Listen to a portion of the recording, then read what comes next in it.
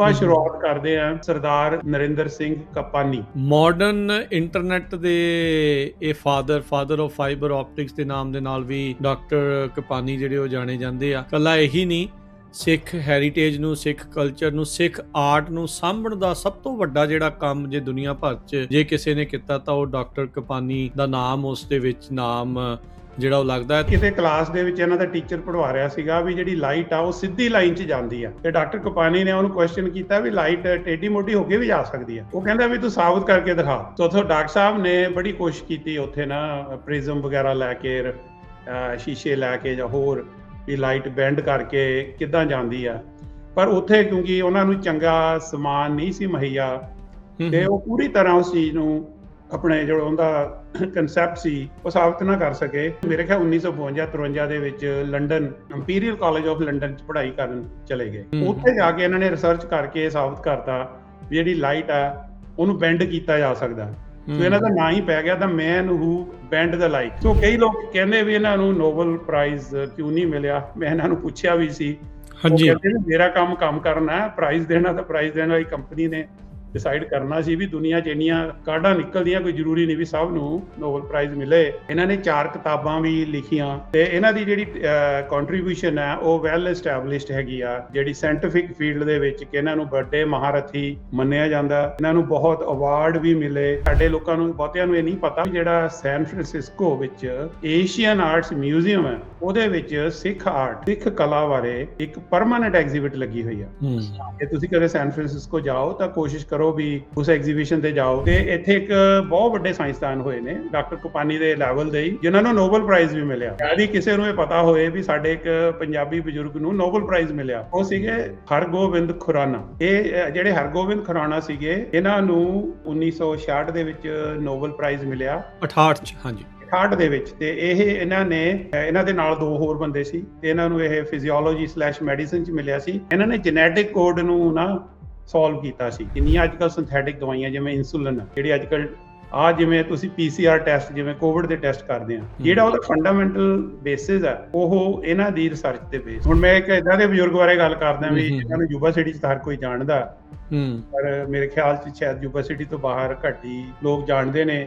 Sardar Hari Singh Everest. ਇਹਨਾਂ ਬਾਰੇ ਦੱਸਣ ਤੋਂ ਪਹਿਲਾਂ ਇਹਨਾਂ ਦਾ ਇੱਕ ਬੜਾ ਫੇਮਸ ਸਟੇਟਮੈਂਟ ਹੈ। ਕਹਿੰਦੇ ਆਈ ਵਾਜ਼ ਬ੍ਰਿਟਿਸ਼ ਸਬਜੈਕਟ ਬਾय ਸਬਜੂਗੇਸ਼ਨ। ਮੈਂ ਇੱਕ ਬ੍ਰਿਟਿਸ਼ ਨਾਗਰਿਕ ਸੀਗਾ ਗੁਲਾਮੀ ਕਰਕੇ, ਐਂਡ ਇੰਡੀਅਨ ਬਾय ਬਰਥ। ਤੇ ਜਨਮ ਦੇ ਹਿਸਾਬ ਨਾਲ ਮੈਂ ਭਾਰਤੀ ਸੀ, ਪਾਕਿਸਤਾਨੀ ਬਾय ਸਰਕਮਸਟੈਂਸਿਸ। ਹਾਲਾਤਾਂ ਕਰਕੇ ਮੈਂ ਪਾਕਿਸਤਾਨੀ ਹੋ ਗਿਆ ਕਿਉਂਕਿ ਇਹਨਾਂ ਦਾ ਲੈਲਪੁਰ ਦਾ ਜਨਮ ਸੀ। And an American by choice. ਕਹਿੰਦੇ ਵੀ ਮੈਂ ਅਮਰੀਕਨ ਆਪਣੀ ਮਰਜ਼ੀ ਨਾਲ ਬਣਿਆ, ਬਾਕੀ ਚੀਜ਼ਾਂ ਤੇ ਮੇਰਾ ਹੱਕ ਨਹੀਂ ਸੀ। ਗੁਲਾਮ ਹੋਣ 'ਚ ਮੇਰਾ ਕੋਈ ਹੱਕ ਨਹੀਂ ਸੀ। ਕਿੱਥੇ ਮੈਂ ਪੈਦਾ ਹੋਣਾ ਉੱਥੇ ਮੇਰਾ ਹੱਕ ਨਹੀਂ ਸੀ, ਤੇ ਕਿਹੜੇ ਮੁਲਕ 'ਚ ਮੇਰਾ ਜ਼ਿਲ੍ਹਾ ਆ ਗਿਆ ਲੈਲਪੁਰ, ਮੇਰਾ ਉੱਥੇ ਕੋਈ ਕੰਟਰੋਲ ਨਹੀਂ ਸੀ। ਪਰ ਅਮਰੀਕਨ ਬਣਨ ਵਿੱਚ ਮੈਂ ਆਪਣੀ ਮਰਜ਼ੀ ਨਾਲ ਬਣਿਆ। ਚਿੱਠੀਆਂ ਦਾ ਕੀ, ਮੈਨੂੰ ਉਹਦਾ ਇਤਿਹਾਸ ਦੱਸੋ। ਚਿੱਠੀ ਕਿਹਨੂੰ ਲਿਖਦੇ ਸੀ, ਕੀ ਸਿਸਟਮ ਸੀਗਾ ਚਿੱਠੀਆਂ ਦਾ? Punjabi radio USA, Punjabi TV USA ਦੇ ਉੱਤੇ ਆਪ ਸਭ ਦਾ ਸਵਾਗਤ ਹੈ। ਸਭ ਨੂੰ ਜੀ ਆਇਆਂ ਨੂੰ। ਮੈਂ ਰਾਜਕਨਵੀਰ ਸਿੰਘ, ਪ੍ਰੋਗਰਾਮ ਪੰਜਾਬੀ ਪਾਇਓਨੀਅਰਸ ਲੈ ਕੇ ਹਾਜ਼ਰ ਹਾਂ।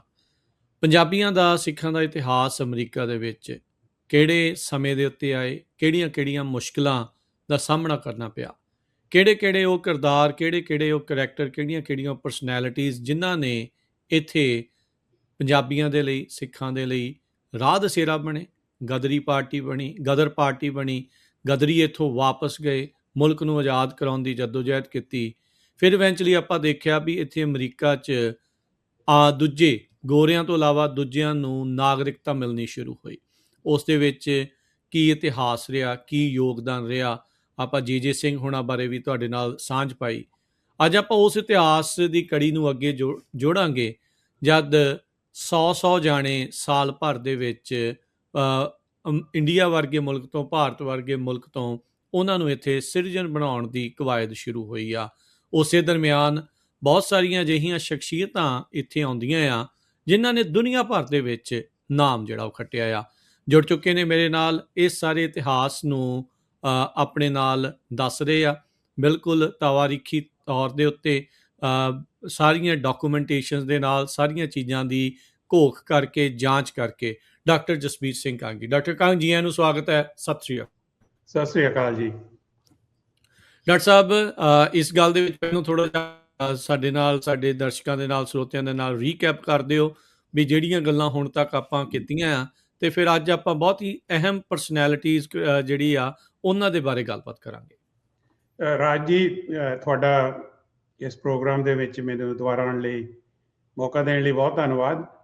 ਇਹ ਬੜੀ ਅਹਿਮ ਗੱਲ ਹੈ ਵੀ ਆਪਾਂ ਸਰਬਤ ਦਾ ਭਲਾ ਮੰਗਣ ਵਾਲੀ ਕੌਮ ਹੈ, ਤੋ ਜੋ ਸਾਡਾ ਮਕਸਦ ਇਹੀ ਹੈਗਾ ਵੀ ਜੋ ਤੱਥ ਸਾਡੀ ਕਮਿਊਨਿਟੀ ਨੂੰ ਪਤਾ ਹੋਣੇ ਚਾਹੀਦੇ ਨੇ।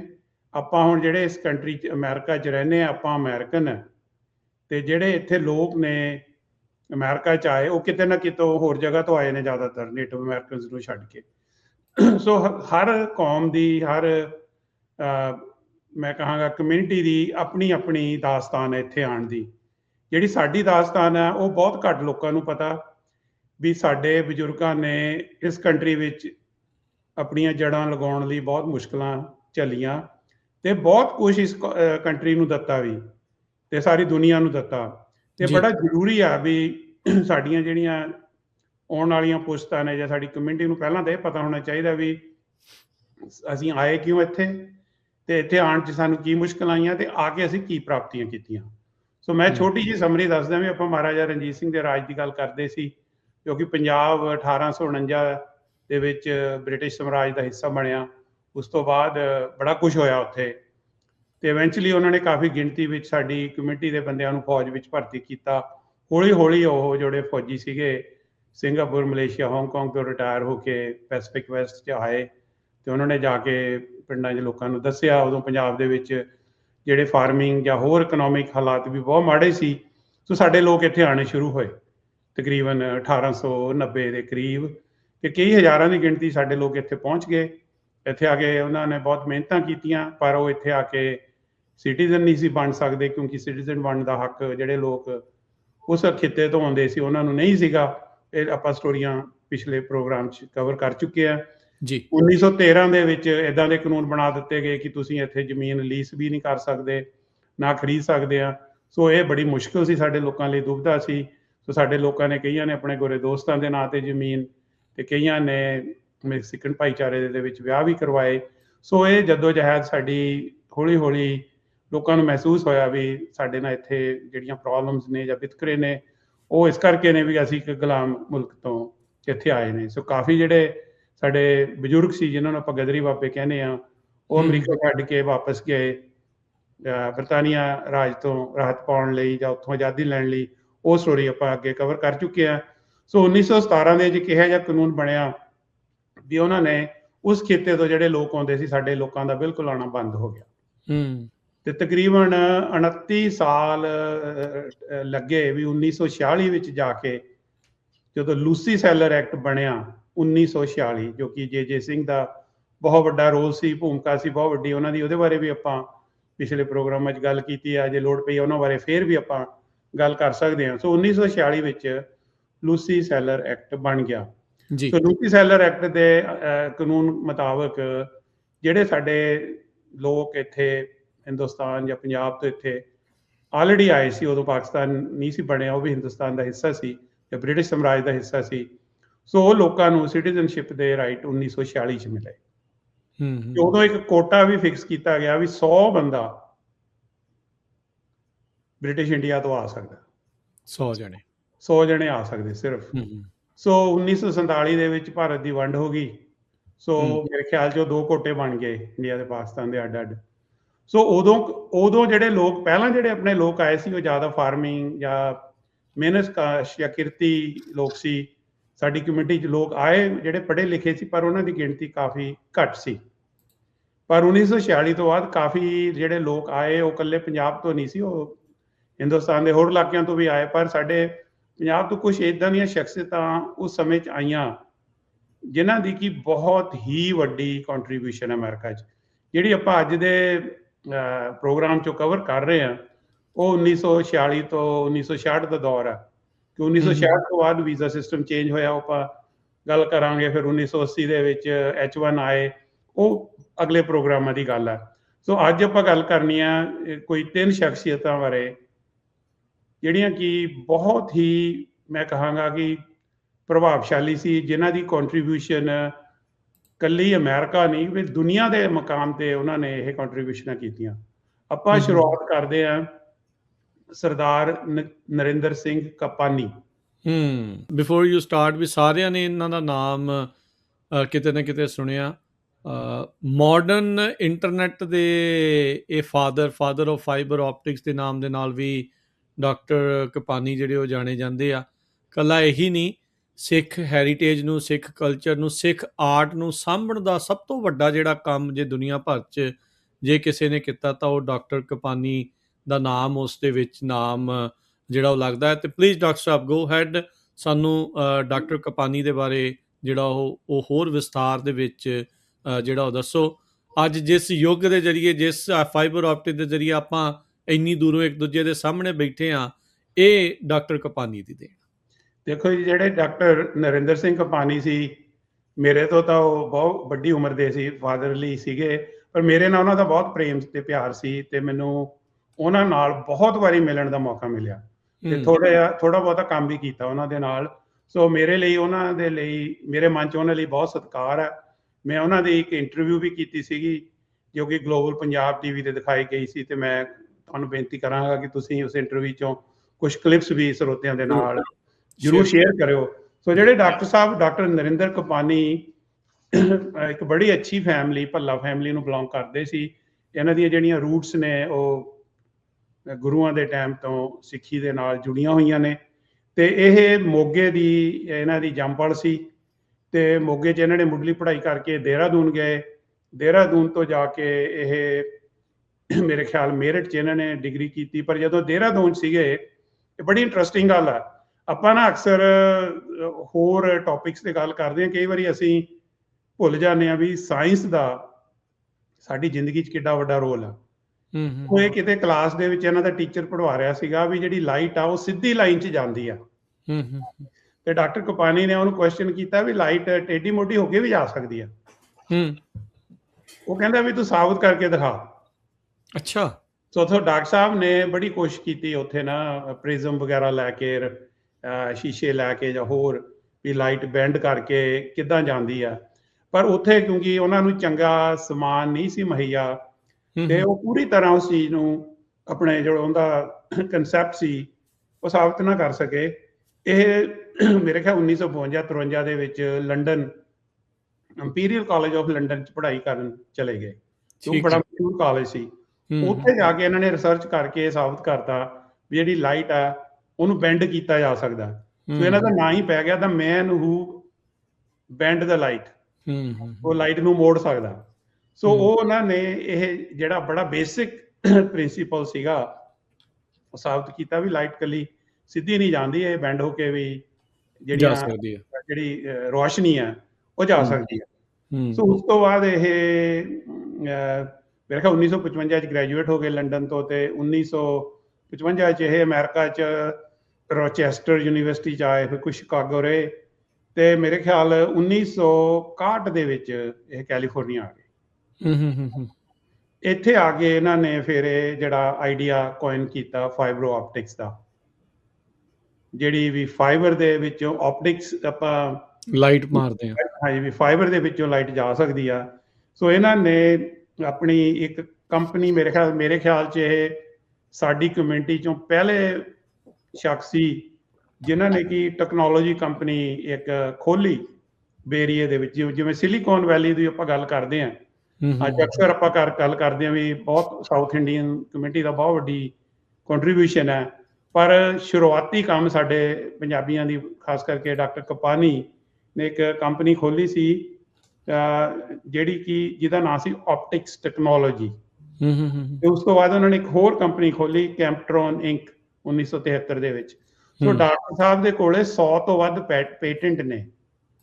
ਇਹਨਾਂ ਦੀਆਂ ਕੰਪਨੀਆਂ ਮਲਟੀ ਮਿਲੀਅਨ ਡਾਲਰਸ ਦੀਆਂ ਕੰਪਨੀ ਸੀਗੀਆਂ ਤੇ ਡਾਕਟਰ ਸਾਹਿਬ ਸਟੈਨਫੋਰਡ ਦੇ ਵਿੱਚ ਪੜ੍ਹਾਉਂਦੇ ਰਹੇ, ਬਰਕਲੇ 'ਚ ਪੜ੍ਹਾਉਂਦੇ ਰਹੇ, ਸੈਂਟਾ ਕਰੂਜ਼ ਵਿੱਚ ਪੜ੍ਹਾਉਂਦੇ ਰਹੇ।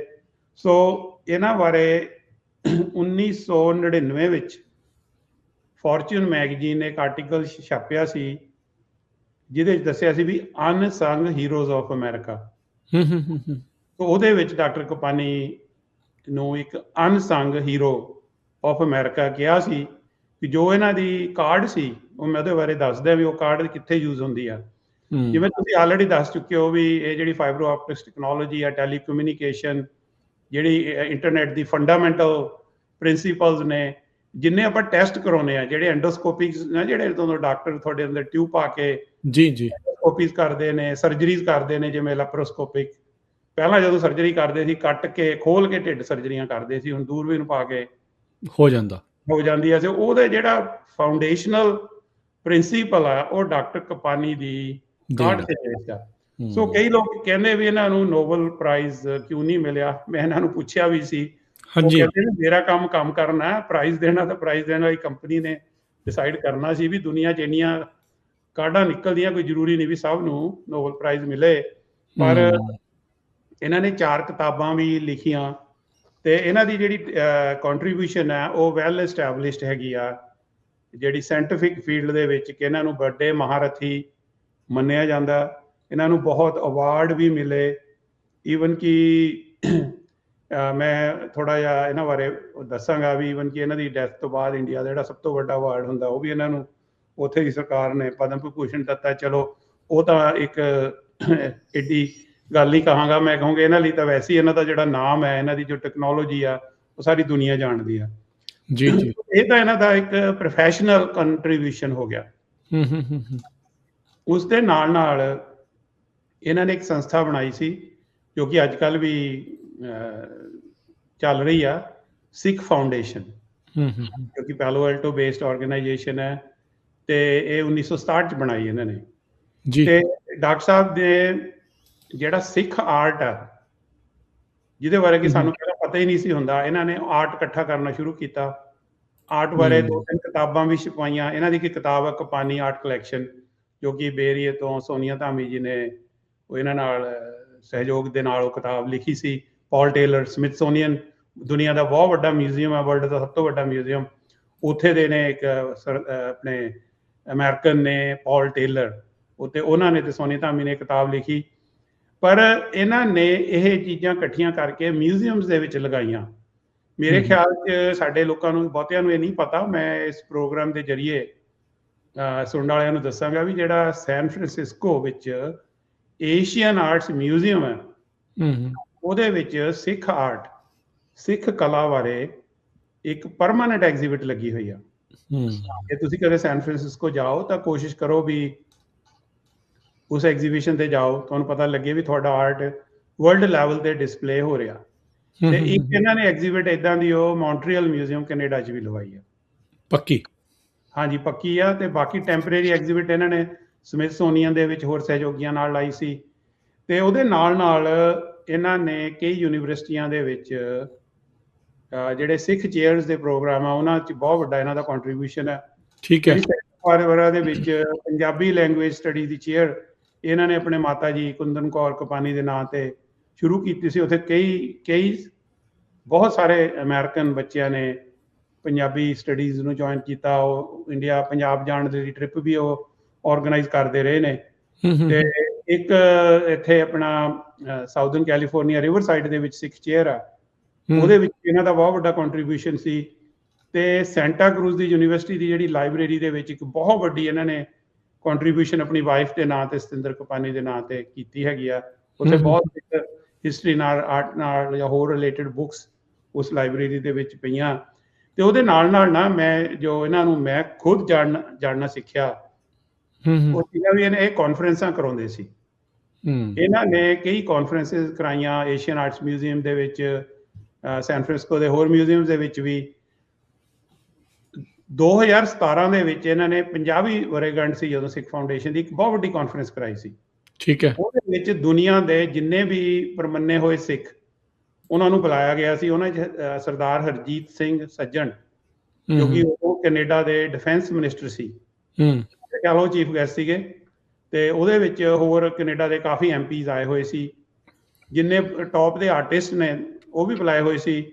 ਇੰਡੀਆ ਤੋਂ ਜਿਹੜੇ ਮਨਟੇਕ ਸਿੰਘ ਆਹਲੂਵਾਲੀਆ, ਜਿਹੜੇ ਕਿ ਬੜੇ ਉਹਨਾਂ ਦਾ ਨਾਂ ਹੈ, ਉਹ ਜਦੋਂ ਮਨਮੋਹਨ ਸਿੰਘ ਇੰਡੀਆ ਦੇ ਪ੍ਰਾਈਮ ਮਿਨਿਸਟਰ ਸੀ, ਉਹ ਤਕਰੀਬਨ ਜਿਹੜੀ ਇੰਡੀਆ ਦੀ ਇਕੋਨਮੀ ਨੂੰ ਸੁਧਾਰਨ ਦੇ ਵਿੱਚ ਉਹਨਾਂ ਦਾ ਕਾਫੀ ਵੱਡਾ ਰੋਲ ਸੀ। ਉਹਨਾਂ ਨੇ ਜਿਹੜੇ ਉਹ ਮੇਰੇ ਖਿਆਲ ਜਿਹੜੀ ਉੱਥੇ ਪਲੈਨਿੰਗ ਕਮਿਸ਼ਨ ਸੀਗੇ।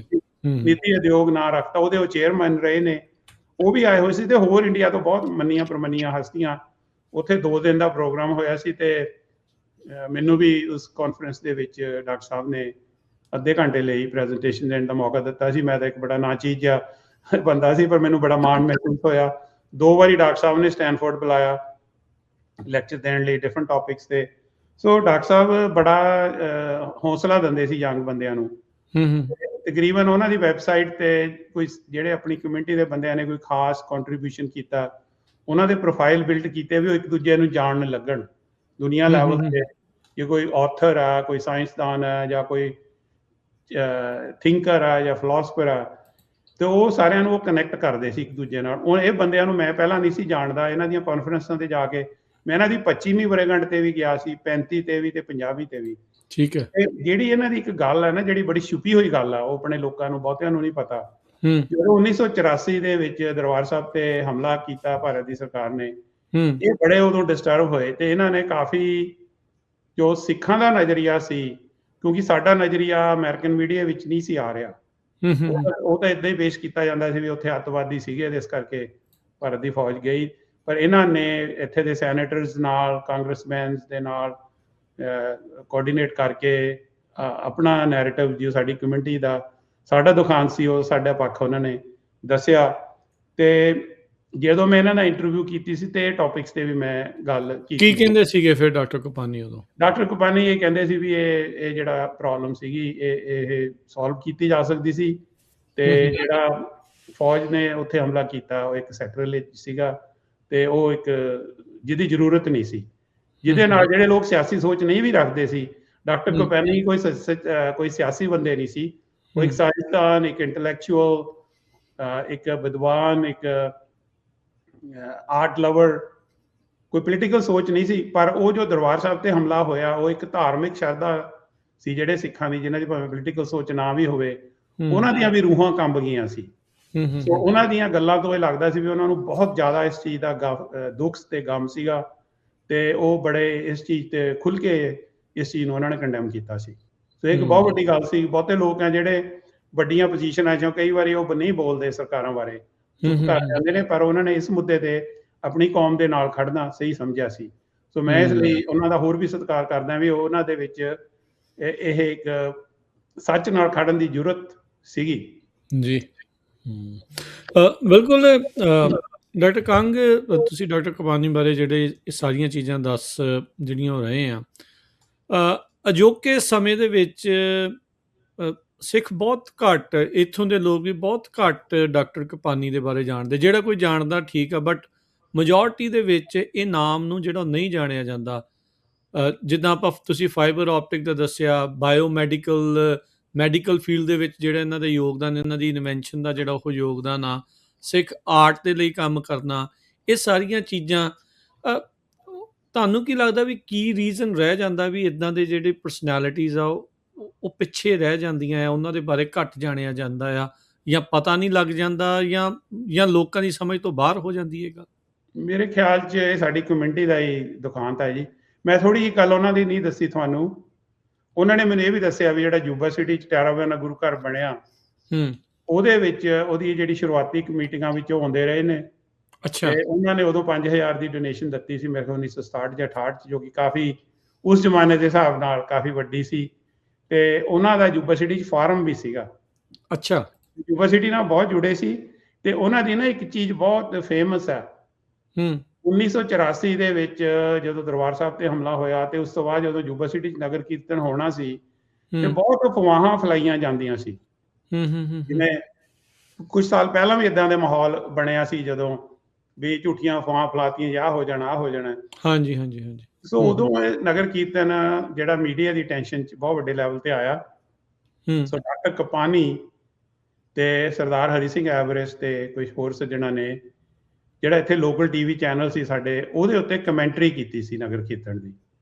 ਅੱਛਾ। ਉਹ ਜਿਹੜੇ ਡਾਕਟਰ ਕੁਪਾਨੀ ਦੀ ਇੰਗਲਿਸ਼ ਬੋਲਣ ਉੱਤੇ ਇੰਨੀ ਕਮਾਂਡ ਸੀ, ਤੇ ਉਹ ਇੰਨੀ ਸੋਹਣੀ ਇੰਗਲਿਸ਼ ਬੋਲਦੇ ਸੀ, ਐਂ ਲੱਗਦਾ ਸੀ ਵੀ ਉਹਨਾਂ ਦੇ ਮੂੰਹੋਂ ਜਿਵੇਂ ਫੁੱਲ ਝੜਦੇ ਹੋਣ। ਬਹੁਤ ਹੀ ਵਧੀਆ ਤੇ ਇੱਕ ਉਹਨਾਂ ਦੀ ਆਵਾਜ਼ ਵੀ ਬੜੀ ਕਲੀਅਰ ਸੀਗੀ। ਕਈ ਬੰਦੇ ਬੋਲਦੇ ਆ, ਉਹਨਾਂ ਦੀ ਗੱਲ ਸਮਝ ਨਹੀਂ ਆਉਂਦੀ। ਡਾਕਟਰ ਸਾਹਿਬ ਦਾ ਬੋਲਣ ਦਾ ਸਟਾਈਲ ਤੇ ਇੱਕ ਉਹਨਾਂ ਨੂੰ ਨੌਲੇਜ ਤੇ ਇੱਕ ਉਹਨਾਂ ਦਾ ਜਿਹੜਾ ਬਿਆਨੇ ਕੀ ਕਹਿੰਦੇ ਆ ਬਿਆਨ ਕਰਨ ਦਾ ਅੰਦਾਜ਼ ਸੀ, ਅੰਦਾਜ਼ ਜਿਹੜਾ ਉਹਦੇ ਸੀ। ਤਾਰੀਫ ਸੀਗਾ। ਉਹ ਆਪਾਂ ਕੋਸ਼ਿਸ਼ ਕਰਾਂਗੇ ਵੀ ਇੰਟਰਵਿਊ ਲੱਭ ਕੇ ਆਪਾਂ ਪੰਜਾਬੀ ਰੇਡੀਓ USA ਤੇ ਦਿਖਾਈਏ। ਫਿਲਹਾਲ ਮੈਂ ਆਪਣੇ ਸੁਣਨ ਵਾਲਿਆਂ ਨੂੰ ਇਹ ਕਹਾਂਗਾ ਵੀ ਭਾਈ ਤੁਸੀਂ ਗੂਗਲ ਕਰਕੇ ਉਹਨਾਂ ਬਾਰੇ ਜਾ ਕੇ ਪੜ੍ਹ ਸਕਦੇ ਹੋ, ਤੇ ਤੁਸੀਂ YouTube ਤੇ ਜਾ ਕੇ ਡਾਕਟਰ ਕਪਾਨੀ / ਡਾਕਟਰ ਵੀ ਪਾਉਣ ਦੀ ਲੋੜ ਨਹੀਂ, ਡਾਕਟਰ ਕਪਾਨੀ / ਜਸਵੀਰ ਕੰਗ ਪਾ ਕੇ ਜੋ ਮੈਂ ਉਹਨਾਂ ਦੀ ਇੰਟਰਵਿਊ ਕੀਤੀ ਸੀਗੀ ਉਹ ਤੁਸੀਂ ਸੁਣ ਸਕਦੇ ਹੋ। ਬਹੁਤ ਹੀ ਅੱਛੀ ਉਹ ਇੰਟਰਵਿਊ ਹੈ। ਮੈਂ ਤੁਹਾਨੂੰ ਵੀ ਬੇਨਤੀ ਕਰਾਂਗਾ ਵੀ ਉਸ ਇੰਟਰਵਿਊ ਆਰਟ ਦੇ ਬਾਰੇ ਕਿਉਂ ਉਹਨਾਂ ਦਾ ਰੁਝਾਨ ਆਰਟ ਦੇ ਵਿੱਚ ਸ਼ੁਰੂਆਤ ਤੋਂ ਸੀਗਾ ਜਾਂ ਕਿੱਦਾਂ ਸੀਗਾ? ਆਰਟ ਦਾ ਉਹ ਦੱਸਦੇ ਸੀਗੇ ਵੀ ਉਹਨਾਂ ਕੋਲੇ ਨਾ ਕੋਈ ਉਹਨਾਂ ਦੀ ਫੈਮਿਲੀ ਦਾ ਕੋਈ ਮੈਂਬਰ ਹੈਡ ਸੀਗੇ ਪਟਨਾ ਸਾਹਿਬ ਗੁਰੂ ਘਰ ਦੇ। ਅੱਛਾ ਜੀ। ਉੱਥੋਂ ਉਹਨਾਂ ਨੂੰ ਕੋਈ ਜਨਮ ਸਾਖੀਆਂ ਉਹਨਾਂ ਦੇ ਪਰਿਵਾਰ ਦੇ ਵਿੱਚ ਉਹਨਾਂ ਨੂੰ ਮਿਲੀਆਂ ਸੀ, ਖਾਸ ਕਰਕੇ ਉਹਨਾਂ ਦੀ ਦਾਦੀ ਜੀ ਨੂੰ, ਤੇ ਉਹਦੇ ਵਿੱਚ ਬਹੁਤ ਵਧੀਆ ਪੇਂਟਿੰਗ ਸੀਗੀਆਂ। ਤੇ ਉਹਨਾਂ ਨੇ ਮਹਿਸੂਸ ਕੀਤਾ ਵੀ ਇਹ ਇੰਨਾ ਵਧੀਆ ਜਿਹੜੀ ਸਾਡੀ ਕਲਾ, ਦੇਖੋ ਕੌਮਾਂ ਦੇ ਵਿੱਚ ਆਰਟ ਦੀ ਬਹੁਤ ਮਹੱਤਵਤਾ ਹੁੰਦੀ ਹੈ। ਅੱਜ ਕੱਲ੍ਹ ਤੁਸੀਂ ਸਿੰਗਰਾਂ ਦੀ ਗੱਲ ਕਰਦੇ ਹੋ, ਦਿਲਜੀਤ ਦੋਸਾਂਝ ਦੀ, ਚਲੋ ਆਪਣੇ ਵਿਚਾਰ ਜੋ ਵੀ ਹੋਣ, ਪਰ ਉਹ ਯੰਗ ਨੌਜਵਾਨ ਨੇ ਤੁਹਾਡੇ ਇੱਕ ਮਿਊਜ਼ਿਕ ਦੇ ਆਰਟ ਨੂੰ ਵਰਲਡ ਲੈਵਲ ਤੇ ਉਹ ਲੈ ਗਿਆ ਹੈਗਾ, ਰਾਈਟ। ਤੇ ਇੱਦਾਂ ਹੀ ਜਿਹੜਾ ਆਰਟਿਸਟ ਹੁੰਦੇ ਨੇ, ਕੋਈ ਪੇਂਟਰ ਆ, ਕੋਈ ਲਿਟਰੇਚਰ ਹੈ, ਕੋਈ ਬੁੱਕ ਲਿਖਣ ਵਾਲਾ, ਕੋਈ ਸਾਇੰਟਿਸਟ ਹੈ, ਉਹ ਤੁਹਾਡੀ ਜਿਹੜੀ ਕਮਿਊਨਿਟੀ ਦੀ ਪ੍ਰੈਜ਼ੈਂਸ ਹੈ ਵਰਲਡ ਲੈਵਲ ਤੇ ਲੈ ਕੇ ਜਾਂਦੇ ਨੇ।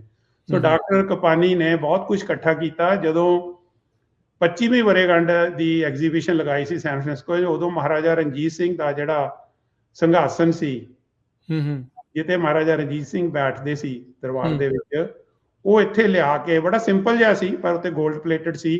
ਉਹ ਅਲਬਰਟ ਆਰਟਸ ਮਿਊਜ਼ੀਅਮ ਹੈਗਾ, royal Albert arts museum England ਦੇ ਵਿੱਚ, ਉੱਥੇ ਉਹ ਪਰਮਾਨੈਂਟਲੀ ਪਿਆ।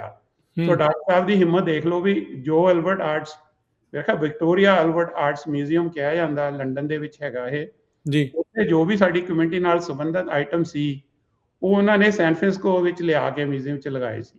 ਲੋਨ ਤੇ ਲਿਆਉਂਦੇ ਹੁੰਦੇ ਸਾਨੂੰ ਉਦੋਂ ਇਹ ਚੀਜ਼ਾਂ ਦੇ ਦਰਸ਼ਨ ਕਰਨ ਦਾ, ਦੇਖਣ ਦਾ ਮੌਕਾ ਮਿਲਿਆ ਸੀ। ਦੇਖੋ ਜਿਹੜਾ ਇੱਕ ਆਰਟ ਹੈ ਨਾ, ਤੁਹਾਨੂੰ ਉਹ ਇੱਕ ਬਿਲੋਂਗਿੰਗ ਦਿੰਦਾ, ਤੁਹਾਨੂੰ ਇਹ ਹੁੰਦਾ ਵੀ ਸਾਡਾ ਵੀ ਕੁਝ ਸੀ, ਕਦੇ ਬਜ਼ੁਰਗਾਂ ਨੇ ਕੁਝ ਪ੍ਰਾਪਤੀਆਂ ਕੀਤੀਆਂ ਸੀ, ਸਾਡਾ ਵੀ ਕਦੇ ਰਾਜ ਭਾਗ ਸੀ, ਸਾਡੇ ਕੋਲੇ ਵੀ ਕੋਈ ਸੱਤਾ ਜਾਂ ਕੋਈ ਏਦਾਂ ਦਾ ਆਰਟ ਸੀ। ਆਰਟ ਹੈ ਸੀ ਆਪਣਾ। ਬਿਲਕੁਲ, ਆਰਟ ਬਹੁਤ ਜ਼ਰੂਰੀ ਹਿੱਸਾ ਜ਼ਿੰਦਗੀ ਦਾ। ਨਹੀਂ, ਇਹ ਤਾਂ ਡਾਕਟਰ ਸਾਹਿਬ ਗੁਰੂ ਸਾਹਿਬ ਨੇ ਤਾਂ ਆਪਾਂ ਨੂੰ ਸਾਰਿਆਂ ਨੂੰ ਆਰਟਿਸਟ ਵਾਲੇ ਪਾਸੇ ਨੂੰ ਹੀ ਜਿਹੜਾ ਉਹ ਤੋਰਿਆ ਹੋਇਆ। ਉਹ ਤਾਂ ਵੱਖਰੀ ਗੱਲ ਆ ਵੀ ਆਪਾਂ ਉੱਦਾਂ ਦੀ ਚੀਜ਼ਾਂ ਕ੍ਰੀਏਟਿਵ ਵਾਲੇ ਪਾਸੇ ਨੂੰ ਘੱਟ ਜਾਂਦੇ ਆ। ਕੀਰਤਨ ਖੁਦ ਕਰਨਾ, ਤਾਂਤੀ ਸਾਜ਼ ਵਜਾਉਣੇ, ਦੇਖੋ ਪੋਇਟਰੀ, ਉਹਨਾਂ ਨੇ ਕਿੰਨੇ ਇੰਸਟੀਟਿਊਸ਼ਨਸ ਦੇ ਉੱਤੇ ਕਿੰਨਾ ਟਾਈਮ ਤੇ ਕਿੰਨੀ ਮਨੀ ਵੀ ਉਦੋਂ ਸਪੈਂਡ ਕੀਤੀ ਹੋਊਗੀ ਵੀ ਸਿੱਖਾਂ ਨੂੰ ਇਹ ਇੰਸਟੀਚਿਊਟਸ ਦੇ ਕੇ ਜਾਣੇ। ਦੇਖੋ ਜਿਹੜੀ ਤੁਸੀਂ ਆਰਟ ਦੀ ਗੱਲ ਕਰਦੇ ਆ, ਜਿੰਨੇ ਵੀ ਗੁਰੂ ਗ੍ਰੰਥ ਸਾਹਿਬ ਦੇ ਵਿੱਚ ਸਾਡੀ ਬਾਣੀ ਅੰਕਿਤ ਆ, ਉਹ ਸਾਰੀ ਮਿਊਜ਼ੀਕਲ ਨੋਟਸ ਤੇ ਲਿਖੀ ਹੋਈ ਆ, ਰਾਗਾਂ ਦੇ ਉਹ ਨਾਲ ਰਾਗ ਡਿਫਾਈਨ ਕੀਤੇ ਆ। ਇਹ ਸਾਰਾ ਆਰਟਿਸਟਿਕ ਵੇ ਆ, ਤੇ ਉਹ ਗੁਰਬਾਣੀ ਦਾ ਇੰਨਾ ਮਤਲਬ ਪ੍ਰਭਾਵ ਹੈ ਜਿਹੜਾ ਜਦੋਂ ਤੁਸੀਂ ਉਹ 'ਚ ਮਿਊਜ਼ਿਕ ਐਡ ਕਰ ਦਿੰਦੇ ਹੋ, ਜਿਵੇਂ ਤੁਸੀਂ ਕੋਈ ਚੀਜ਼ ਪੀਂਦੇ ਹੋ, ਮਿੱਠਾ ਪਾ ਕੇ ਹੋਰ ਸਵਾਦ ਹੋ ਜਾਂਦੀ ਆ।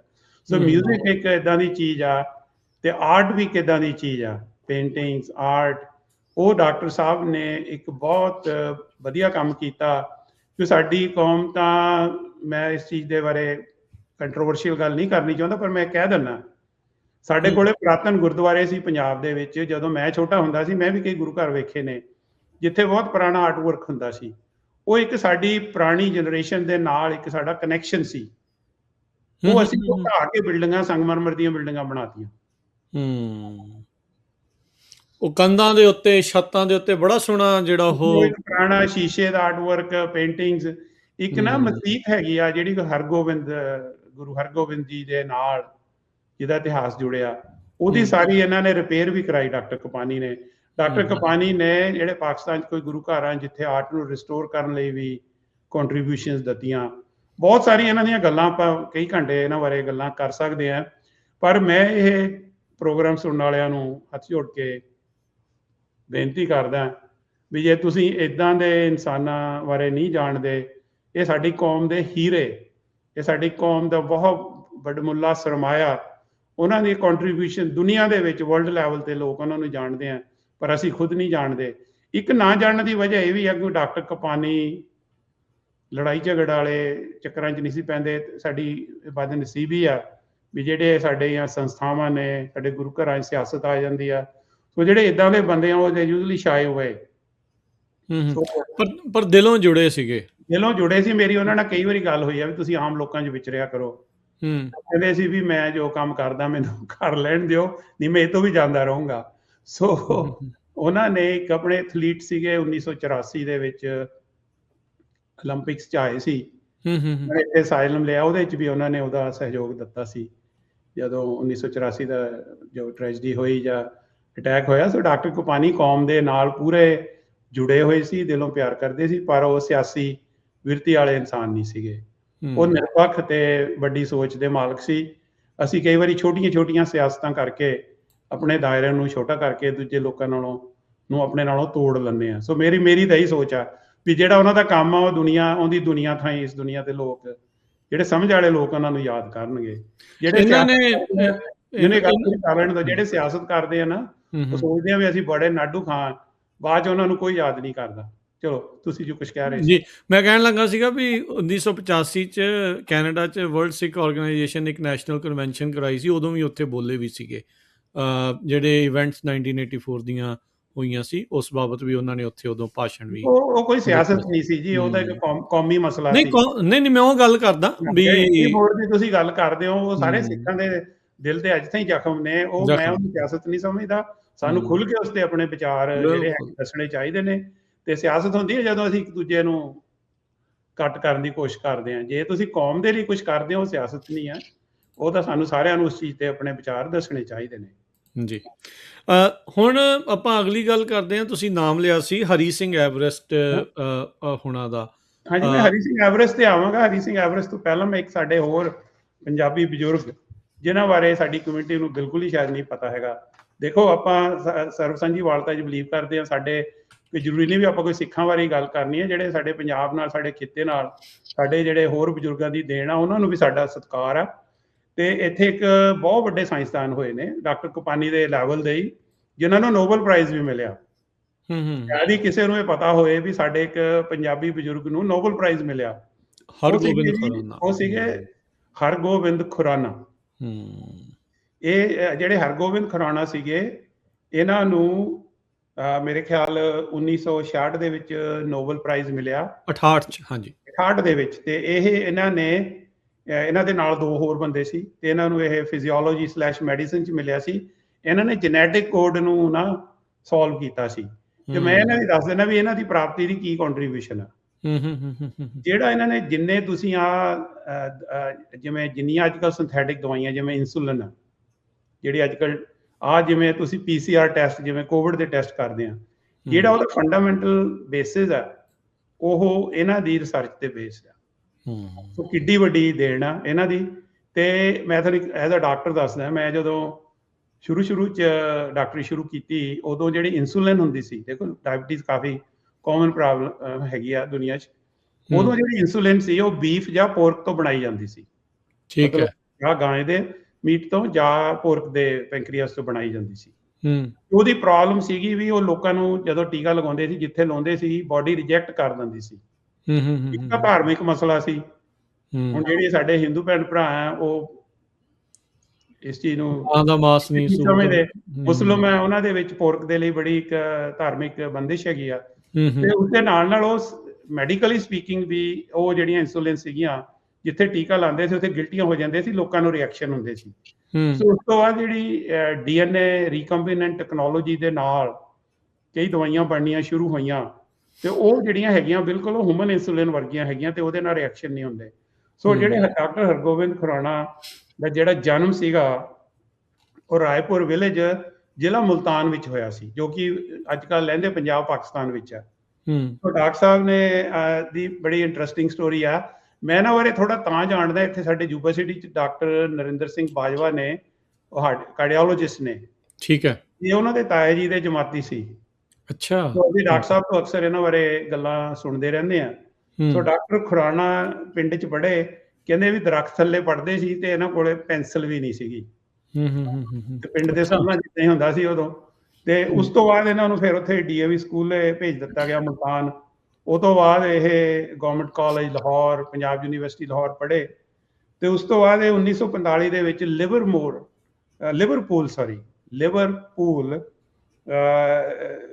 ਪੜ੍ਹਨ ਲਈ ਇੰਗਲੈਂਡ 'ਚ ਚਲੇ ਗਏ। ਉੱਥੇ ਇਹਨਾਂ ਨੇ ਕੈਮਿਸਟਰੀ ਪੜ੍ਹੀ। ਉੱਥੋਂ ਇਹ ਉਸ ਤੋਂ ਬਾਅਦ ਇਹ ਸਵਿਟਜ਼ਰਲੈਂਡ ਗਏ। ਉਸ ਤੋਂ ਬਾਅਦ ਇਹ ਦਿੱਲੀ ਚਲੇ ਗਏ ਜੀ। ਜਦੋਂ 47 'ਚ ਵੰਡ ਹੋ ਗਈ, ਇਹਨਾਂ ਦੇ ਜਿਹੜੇ ਫੈਮਿਲੀ ਸੀ ਉਹ ਮੁਲਤਾਨ ਤੋਂ ਦਿੱਲੀ ਮੂਵ ਹੋ ਗਈ। ਸੋ ਇਹਨਾਂ ਨੇ ਸੋਚਿਆ ਵੀ ਜਾ ਕੇ ਮੈਂ ਆਪਣੇ ਪਰਿਵਾਰ ਦੀ ਹੈਲਪ ਕਰਾਂ। ਕੈਨ ਯੂ ਬਲੀਵ ਇਟ, ਉਹਨਾਂ ਨੂੰ 1949 'ਚ ਉੱਥੇ ਜੌਬ ਹੀ ਨਹੀਂ ਮਿਲੀ। ਦੇਖੋ। ਤੇ ਫਿਰ ਇਹ ਦੁਬਾਰਾ ਕੈਂਬਰਿਜ ਚਲੇ ਗਏ। ਕੈਂਬਰਿਜ 'ਚ ਇਹਨਾਂ ਨੇ 2 ਸਾਲ, ਕੈਂਬਰਿਜ ਯੂਨੀਵਰਸਿਟੀ ਬੜੀ ਮਸ਼ਹੂਰ ਯੂਨੀਵਰਸਿਟੀ ਇੰਗਲੈਂਡ ਦੀ, ਉੱਥੇ ਰਹੇ। ਹਾਂਜੀ। ਉਸ ਤੋਂ ਬਾਅਦ ਇਹ ਵੈਂਕੂਵਰ ਬ੍ਰਿਟਿਸ਼ ਕੋਲੰਬੀਆ ਚਲੇ ਗਏ। ਇਹਨਾਂ ਨੇ ਉੱਥੇ ਲੈਬ ਬਣਾਈ। ਉੱਥੇ ਫਿਰ ਇਹਨਾਂ ਨੇ ਰਿਸਰਚ ਸ਼ੁਰੂ ਕੀਤੀ ਤੇ ਉਸ ਤੋਂ ਬਾਅਦ ਇਹਨਾਂ ਨੂੰ ਜੀ ਪ੍ਰੋਫੈਸਰ ਦੀ ਜੌਬ ਮਿਲ ਗਈ ਆਪਣੇ ਯੂਨੀਵਰਸਿਟੀ ਆਫ ਵਿਸਕੌਨਸਨ ਮੈਡੀਸਨ। 1962 'ਚ ਪ੍ਰੋਫੈਸਰ ਬਣੇ ਤੇ 1966 'ਚ ਸਿਟੀਜ਼ਨ ਬਣੇ ਅਮਰੀਕਾ ਦੇ। ਤੇ ਉਸ ਤੋਂ ਬਾਅਦ MIT ਜਿਹੜਾ ਮੈਸਾਚੂਸੇਟਸ ਆਫ ਟੈਕਨੋਲੋਜੀ, ਬਹੁਤ ਫੇਮਸ ਟੈਕਨੋਲੋਜੀ ਦਾ ਵਰਲਡ ਫੇਮਸ ਇੰਸਟੀਚਿਊਟ ਹੈਗਾ ਜਾਂ ਇੰਸਟੀਟਿਊਸ਼ਨ ਹੈਗਾ। ਇੱਥੇ ਇਵਨ ਡਾਕਟਰ ਗੁਰਮੀਤ ਸਿੰਘ ਔਲਖ ਦਾ ਨਾਮ ਵੀ ਅਸੀਂ ਸੁਣਿਆ, ਉਹ ਵੀ ਉੱਥੇ PhD ਉਹਨਾਂ ਨੇ ਜੈਨੇਟਿਕਸ ਤੇ ਕੀਤੀ ਸੀ। ਡਾਕਟਰ ਔਲਖ ਨੇ ਵੀ ਬਹੁਤ ਕਮਿਊਨਿਟੀ ਕੰਮ ਕੀਤਾ। ਆਉਣ ਵਾਲੇ ਪ੍ਰੋਗਰਾਮਾਂ 'ਚ ਉਹਨੇ ਬਾਰੇ ਵੀ ਜੇ ਮੌਕਾ ਮਿਲਿਆ ਕਰਾਂਗੇ। ਸੋ ਡਾਕਟਰ ਸਾਹਿਬ ਨੂੰ ਫਿਰ ਡਾਕਟਰ ਹਰਗੋਬਿੰਦ ਖੁਰਾਣਾ ਨੂੰ 1968 ਦੇ ਵਿੱਚ ਜਿਹੜਾ ਨੋਬਲ ਪ੍ਰਾਈਜ਼ ਮਿਲਿਆ। ਸੋ ਅਸੀਂ ਇਹਨਾਂ ਦਾ ਬਹੁਤ ਸਤਿਕਾਰ ਕਰਦੇ ਹਾਂ। ਇਹਨਾਂ ਦਾ ਜਨਮ 1922 'ਚ ਹੋਇਆ ਤੇ ਡੈਥ 2011 'ਚ ਜੀ। ਤੇ ਮੈਂ ਅੱਜ ਤਾਈਂ ਕਦੇ ਸਾਡੀ ਕਮਿਊਨਿਟੀ ਦੇ ਵਿੱਚ ਨਹੀਂ ਸੁਣਿਆ ਵੀ ਇਹਨਾਂ ਨੂੰ ਕਦੇ ਕਿਸੇ ਨੇ ਬੁਲਾ ਕੇ ਇਹਨਾਂ ਨੂੰ ਰਿਕਗਨਾਈਜ਼ ਕੀਤਾ ਹੋਵੇ ਜਾਂ ਇਹਨਾਂ ਬਾਰੇ ਅਸੀਂ ਕਦੇ ਗੱਲ ਕੀਤੀ ਹੋਵੇ। ਸੋ ਅਸੀਂ ਵੀ ਇਹ ਸਾਡੇ ਇੱਕ ਪੰਜਾਬੀ ਬਜ਼ੁਰਗ ਨੂੰ ਸਜਦਾ ਕਰਦੇ ਹਾਂ, ਜਿਨ੍ਹਾਂ ਨੂੰ ਕਿ ਦੁਨੀਆ ਦਾ ਸਭ ਤੋਂ ਵੱਡਾ ਅਵਾਰਡ ਨੋਬਲ ਪ੍ਰਾਈਜ਼ ਮਿਲਿਆ ਉਹਨਾਂ ਦੀ ਰਿਸਰਚ ਲਈ। ਤੇ ਸਾਨੂੰ ਇਹਨਾਂ ਲਈ ਵੀ ਸਾਡੇ ਲਈ ਦਿਲ 'ਚ ਬਹੁਤ ਮਾਣ ਤੇ ਰਿਸਪੈਕਟ ਹੈ। ਨਹੀਂ, ਬਿਲਕੁਲ। ਸੋ ਦੇਖੋ ਵੀ ਬ੍ਰੇਕ ਥਰੂ ਡਿਸਕਵਰੀਜ਼ ਜਾਂ ਬ੍ਰੇਕ ਥਰੂ ਇਨਵੈਂਸ਼ਨਸ ਜਿਹੜੀਆਂ ਸੀਗੀਆਂ, ਜਿਨ੍ਹਾਂ ਦੇ ਨਾਲ ਦੁਨੀਆ ਦਾ ਰੁੱਖ ਜਿਹੜਾ ਬਦਲਿਆ ਹੈਗਾ ਆ। ਤੇ ਡਾਕਟਰ ਕੰਗ, ਹੁਣ ਆਪਾਂ ਜਿੱਦਾਂ ਤੁਸੀਂ ਕਿਹਾ ਸੀਗਾ ਵੀ ਹੁਣ ਆਪਾਂ ਹਰੀ ਸਿੰਘ ਐਵਰੈਸਟ। ਹਾਂਜੀ। ਹੁਣ ਮੈਂ ਇੱਕ ਏਦਾਂ ਦੇ ਬਜ਼ੁਰਗ ਬਾਰੇ ਗੱਲ ਕਰਦਾ ਵੀ ਜਿਹਨਾਂ ਨੂੰ ਯੂਬਾ ਸਿਟੀ 'ਚ ਹਰ ਕੋਈ ਜਾਣਦਾ, ਪਰ ਮੇਰੇ ਖਿਆਲ 'ਚ ਸ਼ਾਇਦ ਯੂਬਾ ਸਿਟੀ ਤੋਂ ਬਾਹਰ ਘੱਟ ਹੀ ਲੋਕ ਜਾਣਦੇ ਨੇ। ਸਰਦਾਰ ਹਰੀ ਸਿੰਘ ਐਵਰੈਸਟ। ਇਹਨਾਂ ਨੂੰ ਬੜੀ ਚੰਗੀ ਤਰ੍ਹਾਂ ਜਾਣਨ ਦਾ, ਮਿਲਣ ਦਾ, ਇਹਨਾਂ ਤੋਂ ਪਿਆਰ ਲੈਣ ਦਾ, ਆਸ਼ੀਰਵਾਦ ਲੈਣ ਦਾ ਸਾਨੂੰ ਮੌਕਾ ਮਿਲਿਆ। ਸੋ ਇਹਨਾਂ ਦਾ ਸਰਦਾਰ ਹਰੀ ਸਿੰਘ ਐਵਰੈਸਟ ਦਾ ਜਨਮ 1916 'ਚ ਹੋਇਆ ਜੀ। ਤੇ ਇਹਨਾਂ ਦੀ ਇੱਕ ਮੈਂ ਤੁਹਾਨੂੰ ਇਹਨਾਂ ਬਾਰੇ ਦੱਸਣ ਤੋਂ ਪਹਿਲਾਂ ਇਹਨਾਂ ਦਾ ਇੱਕ ਬੜਾ ਫੇਮਸ ਸਟੇਟਮੈਂਟ ਆ, ਜਿਹੜੀ ਇਹਨੇ ਇੱਕ ਸਟੇਟਮੈਂਟ ਦਿੱਤੀ ਸੀ ਕਿਸੇ ਮੈਗਜ਼ੀਨ ਦੇ ਅਖਬਾਰ ਦੇ ਵਿੱਚ, ਤੇ ਉਹ ਬੜੀ ਪਾਵਰਫੁਲ ਸਟੇਟਮੈਂਟ ਆ। ਕਹਿੰਦੇ, ਆਈ ਵਾਜ਼ ਬ੍ਰਿਟਿਸ਼ ਸਬਜੈਕਟ ਬਾਏ ਸਬਜੂਗੇਸ਼ਨ।